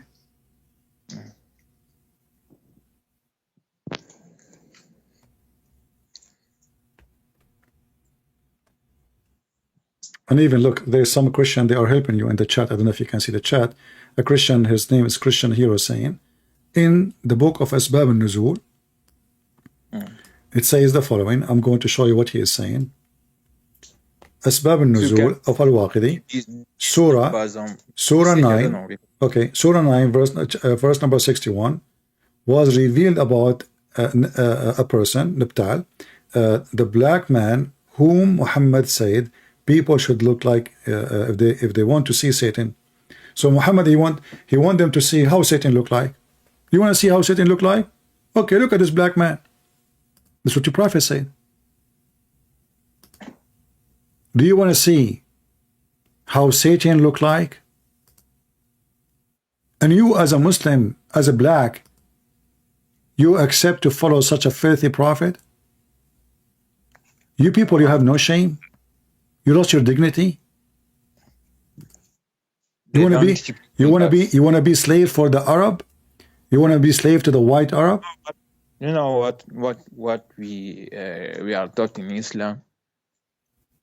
Innama akramakum indallahi atqakum. You understand that? You see, you are the one who said to me, you accept what is authentic, right? Yes. Okay. Yes, so akramakum indallahi atqakum. So how that work? So the best of you is the one who. That's what they teach us in their madrasa or something. Okay, my friend, nobody will tell you that there. Okay. Ask any black Muslim if they know maybe about that. I don't know. I know. I agree with you, my friend. My friend. I'm not like you. I don't have the knowledge you have. My friend, no problem. Mr. I don't know what's your name. What's your name, by the way? It's Lalianki. Liliank? Okay. Myself, I have a degree in Islamic law. I never learned any of this. Teacher don't teach us this. They don't show us the garbage of Muhammad. That's what I tell you. They tell you about my brother who something. Okay. I know the Arabic. But now you know. Listen, Lilank, my friend. Now you know. Now you know. Do you have any excuse to say I do not know and I'm going to stay a Muslim? Be honest with me. Now you know, and this is authentic. No, that's not the right. I'm on my way. On my way. It was good talking to you, but I know also maybe if I didn't go to some, I will stay. I will stay like this because it doesn't make sense at me. The religion now. Everywhere you go is the same thing. You have some bullshit. So now you agree that Islam is full of bullshit. But look at this. You know, any religion, I think. No, my friend, no. You see, religion, maybe with Christ there's no religion. Christianity is not a religion. In Christ, you are a child of God. It doesn't matter if you are black or white or Asian, if you have a big nose, if you have a small nose, if you have a big eyes, small eyes. That's why you will see nowhere in the Bible describing how Jesus even looked like, because we don't care how he looked like. We don't care. In the Old Testament? Huh? Will the Old Testament, do you believe? Why we will not believe? Because there is so many strange things I read about from this book. My friend, when you understand, when you read there's many things you need to learn. That when you read and like this is an ancient book. This is not a book written yesterday. So it's an ancient, not like the Quran. It's an ancient book compared to the Quran. Quran is a new book compared to the Old Testament. So we are talking about people at that time when life is totally different. And we are trying to imagine how life is today and how it was then. And then we try to put what it was yesterday and we make it fit with today. That will not work. However, God, he created Adam and Eve free. God, he is not enslaving people. People enslave themselves to the devil. People, they want to enslave people. As an example, the nation of Israel themselves, they've been enslaved, the whole nation. Never happened before that the whole nation taken a slave. Not one, not two, not 100, not 5,000. The whole nation, them and their equipment and their goat and their cows and their sheep, they took the whole nation with them back to Egypt. The whole nation back with them to Iraq. So when we read about slavery, I don't judge it the same way like we see it today, but in the same time we look at the ethic. Your God is not judging you. You see, the God of the Bible, when the Jews go wrong, they go wrong. He don't support them. This is why they've been punished. This is why they've been actually many enemies came upon them. So the Bible says clearly that God don't take the side of the Jews just because they are Jews. When they are wrong, he is against them. When they are right, he support them. In your religion, you Muslim, you support Islam. Doesn't matter if it's wrong or right. Doesn't matter if it's zero ethic or not. Yes, this is what you are doing. This is what you are doing. And now you are doing the same. So if I ask you right now, what is the reason for me to go to hell? What you will say? Because I'm black. Yeah, according to them. Not according to them, it's according to your prophet. Yeah. Okay. Yeah. You know, when Muhammad described, you see, I'm showing you right now the book of Asbab al-Nuzul. Muhammad, he told them, if you want to see someone, shaitan, look at this black man. A man, read with me carefully. The verse was revealed about one hypocrite who was named Nabtal, Ibn al-Harith. This man was dark skin, and I find it very funny that his name is Ibn al-Harith. Al-Harith is one of the names of the devil. Al-Harith is the name of the devil. So Ibn al-Harith, his man who was dark-skinned, red-eyed, burned in the cheek, and deformed He said, it is this man about whom the Prophet, Allah bless with him and give him peace, whoever want to look at the devil, let him look at Nabtal ibn al-Harith. Yeah, that's some. So do you know the hadith that said the Arab is not I don't know. My friend, fabricated. Yeah, not superiority between Arab fabricated. You know, It's false. You see, this is the speech the Muslim, they say this is the last speech Muhammad he made in his life, correct? That's what they teach us. Okay, hold on. Hold on. I want you to think with me. And I can ask you many Muslim, many of okay, maybe my friend, Lil, I have difficulty to say your name. Sorry if I say it wrong. Lilank, correct? Lilank? Yeah, Lilianki. Lilianki. Okay. Which country are you from, if you don't mind? It's West Africa, Guinea. But I don't live in there. West Africa? Yes. What country name? Its the name is West Africa, the name of the country? No, Guinea. Guinea, I never heard of it. Okay. Excuse my ignorance. So, Senegal? huh? Senegal? Do you know about Senegal? Yeah, you know Senegal. Yeah. Okay, yeah. It's near. It's okay. Thank you for telling me. So, you know, when we describe Satan, why we don't describe him as a white man? You know, how many times, I don't know if you listen to me every day, I say Joe Biden is satanic, is Satan. I say Democrat vote for him, they are voting for Satan. But he's a white man. I came to you maybe 2 weeks ago. Okay. I showed you our stuff. All right. So what Satan have to do with the color? You know how Satan can be defined by the color of the skin. Same time, like your prophet, because he's racist, he have a phobia. Anything is black is Satan for him. Did he order to kill specifically black dogs? You heard that before? No. Okay. Muhammad, he made it clear that black dogs are the devil. Okay, why? Why the black dog is the devil? I mean, how in the world he come to such conclusion? Because he's racist. All the fault of this poor dog is black.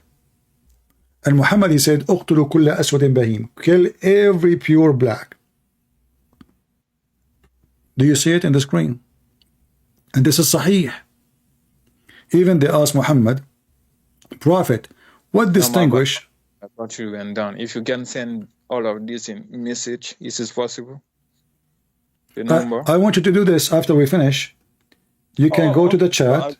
Okay. You can go and watch the video and take the reference. I'm showing the reference in front of me, you know? Yeah. So here it says, جامع الترمذي, hadith number 338, صحيح. مشكاة المصابيح, صحيح. الترمذي حسن. النسائي صحيح. ابن ماجه صحيح. ابن ماجه صحيح. All of this is صحيح. Okay, but let's go to the most authentic books Muslims they like, you know, like not necessarily those. Maybe we can find it in Al-Bukhari. Let us see Al-Bukhari. Here we go. Al-Bukhari. Let's go up. If we can find in Al-Bukhari. Where is Al-Bukhari? Is it Al-Bukhari? Oh, this is Sahih Muslim. That's what we do. Sahih Muslim, hadith number 510a. Muhammad, he described women are equal to dogs, which is a shameful thing, because no one will accept somebody to call his mother a dog, correct? So look what he said. I said, oh Abu Dhar, what feature there in the black dog? Because Muhammad, he said that the three things would destroy a Muslim man in prayer: a dog, and a donkey, and a woman. He said a black dog, not just a dog. Not a dog, black dog. So he asked the person, he said, oh Abu Dhar. Abu Dhar is one of the companions of Muhammad, correct? Okay. What feature is there in the black dog which distinguish it from red dog or yellow dog? He said, O son of my brother, I asked the Messenger of Allah, as you asked me. He said, the black dog is the devil.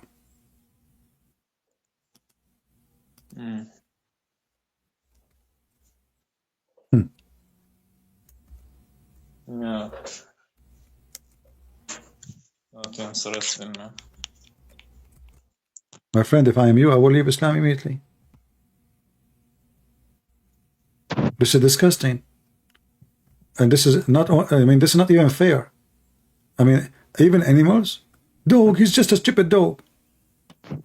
The black dog now is the devil? Why? What he did? No, that does not make sense. Let me introduce for you, ladies and gentlemen, Mr. Satan. This is Satan by himself in front of us. I mean, isn't it obvious that he is Satan? What's wrong with you? Why you cannot see it? Look at him. Muhammad, finally, he found us how we can find Satan. He's a black dog. Yeah. That's...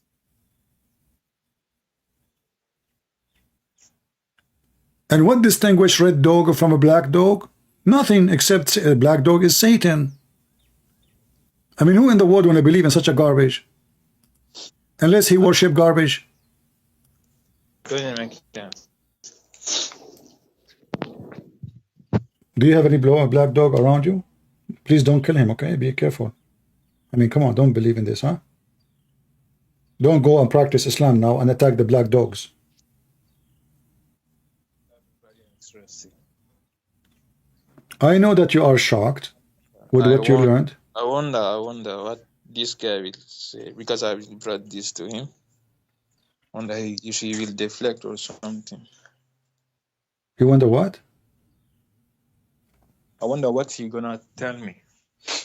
The Sheikh? Yeah. He will give you all the excuses. We know. Don't listen to the Christian. Don't. Those people, they are trying to deceive you. They are working for the devil. But everything I said to you, it's in the I showed you on the screen. Is that correct?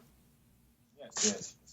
And you know, if the Muslim scholars, they have it and nobody complained, did you ask yourself why the white Arab? And they are the one who filtered the hadith. Remember, even Ibn Ishaq, he said that everything is not suitable about the Prophet. We took it off. We took it off. So they left only what is good, which means this is after filtering all the garbage of Muhammad. And this is the good.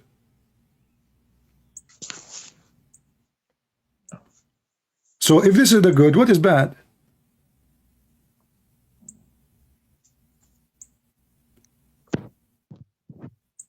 If I am you, I will denounce Islam immediately. I will never accept to follow such a filthy man like this. اقتلوا كل أسود بهيم. Kill every pure black. Every pure black. What is the crime? He is a pure black. That's all. Like, you know, if you say, oh, this black dog, he did bite my son, kill him. Okay, I will say, okay, maybe this is a dog, he have a rabies or something at that time. Okay. Just because he's black? That's it?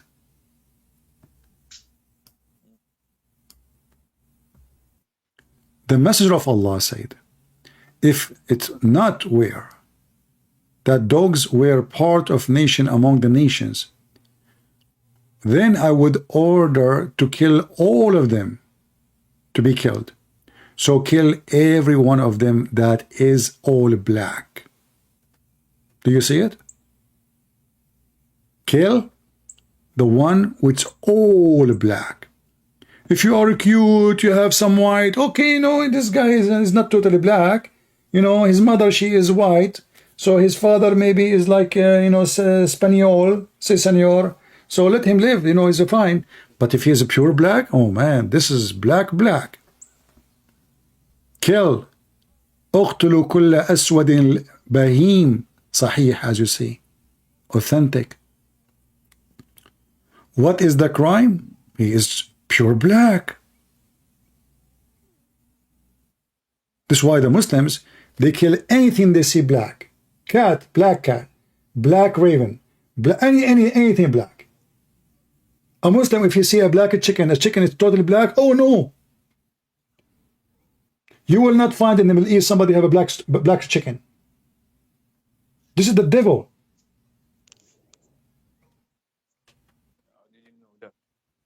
I don't hear you, my friend. What you saying? I didn't know that. Well, now you know. So what you want to do about it? You want to just go to the sheikh and he will start lying to you, say to you. You cannot lie because this is Sahih. So as long it is Sahih and already you are convinced this is true. Okay, my friend. As long you agreed that this is Sahih, it's true. So why you need? I'm not against you to go to the sheikh. You can call him right now to join us.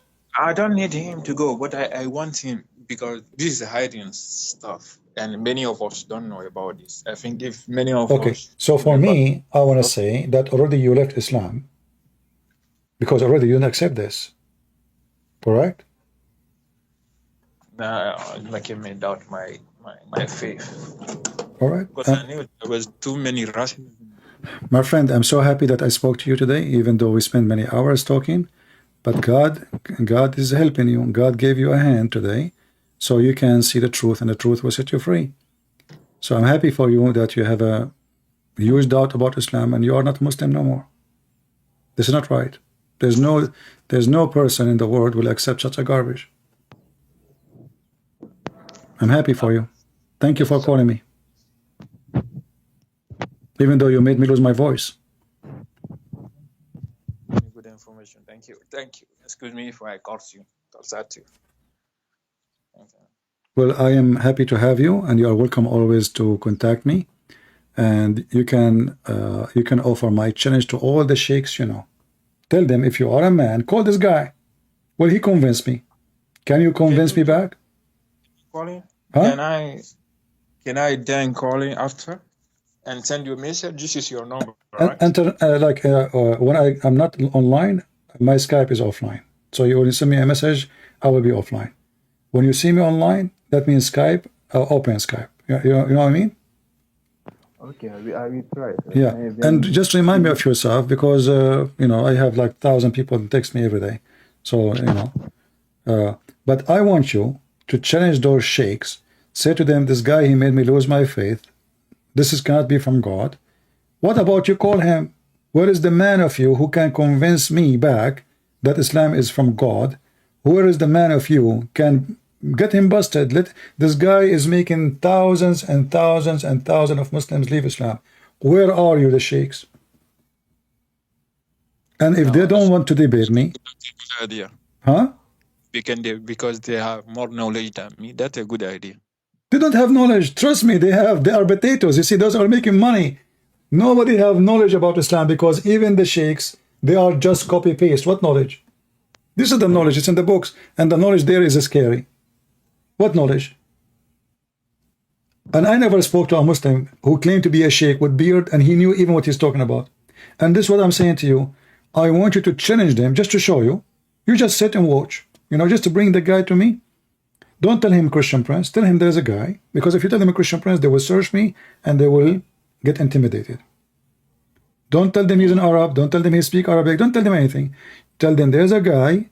He is causing us to leave Islam. Who of you will stand for the sake of Allah? And Allah will reward him by debating him. Get him busted. And let us see. And yes, it watch. Okay. I will do it. Hopefully he will come and...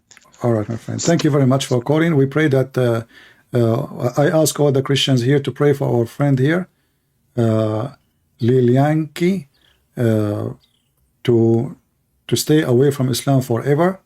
And we pray too that he will see the truth and he will read the gospel and he will accept the Messiah as his Lord and Savior as soon as he study it very well and learn about it very well.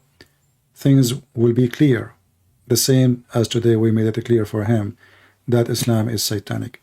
So thank you, my friend, for calling. May the Lord bless you, and we pray for you to see the truth, and the truth will set you free.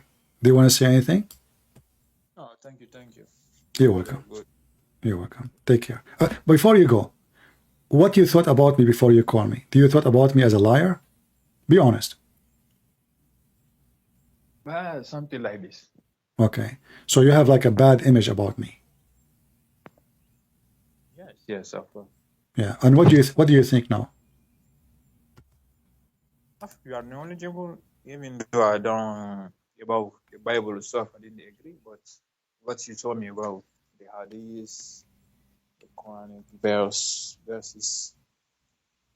Was I truthful? Was I truthful with you? Am I truthful with you? Sorry about the Quran and the hadiths and something. That's why it will be good to make them call you. All right. Have a debate, as they claim they have knowledge. Because I think that's. All right. Well, we are happy for you, and thank you again for calling, and God bless you. Take care.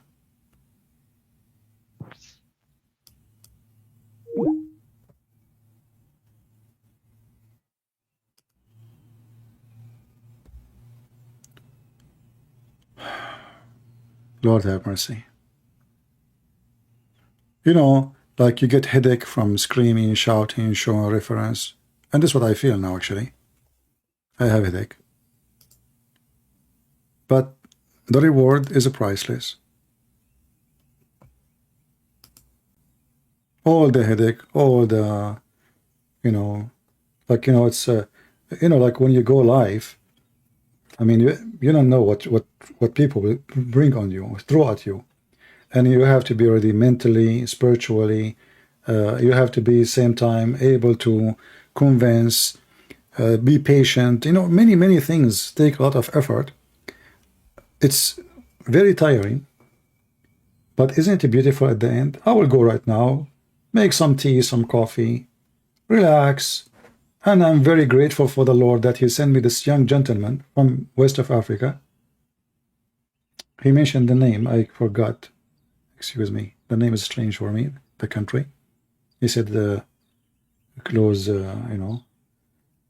But isn't it amazing feeling, all of us we enjoy, that the person he called me to prove me to be a liar. And by proving me a liar, he's trying to prove all Christians to be liars. And then it ends in a scenario he was not expecting himself. He was struggling himself, trying his best to defend, trying himself to find a solution, going around as much as he can, but at the end he could not keep going. He had to give up. Guinea. Yeah, I will search this country. I never heard about it before. You know, by the way, sometime, if nobody heard about your country before, that is a good sign. That means you are hurting nobody. You know what I mean? That's a good sign. That means you are not, you know, like the aggressive empires and their filth and their disgusting interest robbing poor countries. That means you are, you know, you are leaving people around, you know, by themselves.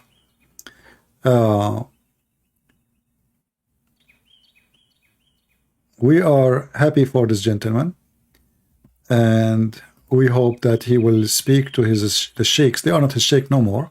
Obviously, he's out of Islam. And we hope that they will take the challenge and accept, and they will call me. And then you will see what will happen to them. But now, who want to bet that none of those sheikhs will dare to accept the challenge?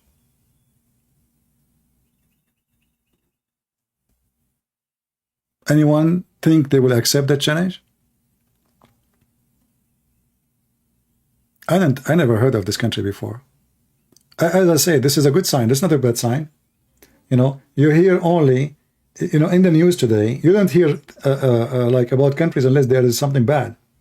So good for them. You know what I mean? You don't hear about countries usually unless there is something bad. I mean, the news is not the news of something good today. So if your country name is not mentioned in the news, good for you. You know?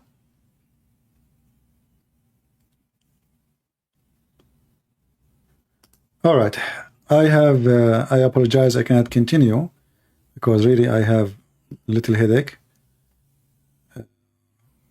And maybe because I did not eat since yesterday. You see, the Muslim, they fast Ramadan. I fast 24 hours a day. I did not eat since yesterday. Actually, more than a day. Because I ate yesterday was almost noontime. I don't have the time to eat. It's depend in how busy I am. So more than 24 hours I did not eat. And now we did this. So it's time for me to go and cook something.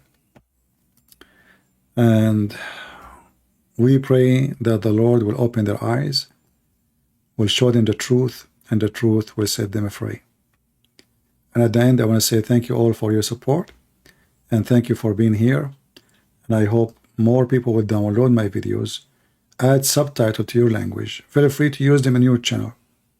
Even if you do have commercial in the top of your videos, as many they do, I don't mind. Good for you. But never claim that that channel is my channel. Just tell people that this is a video of Christian Prince. I am not Christian Prince channel. I want to say thank you. May the Lord bless you all. And until we see you again, Christ is Lord, Islam is false, and we prove it every day. Take care.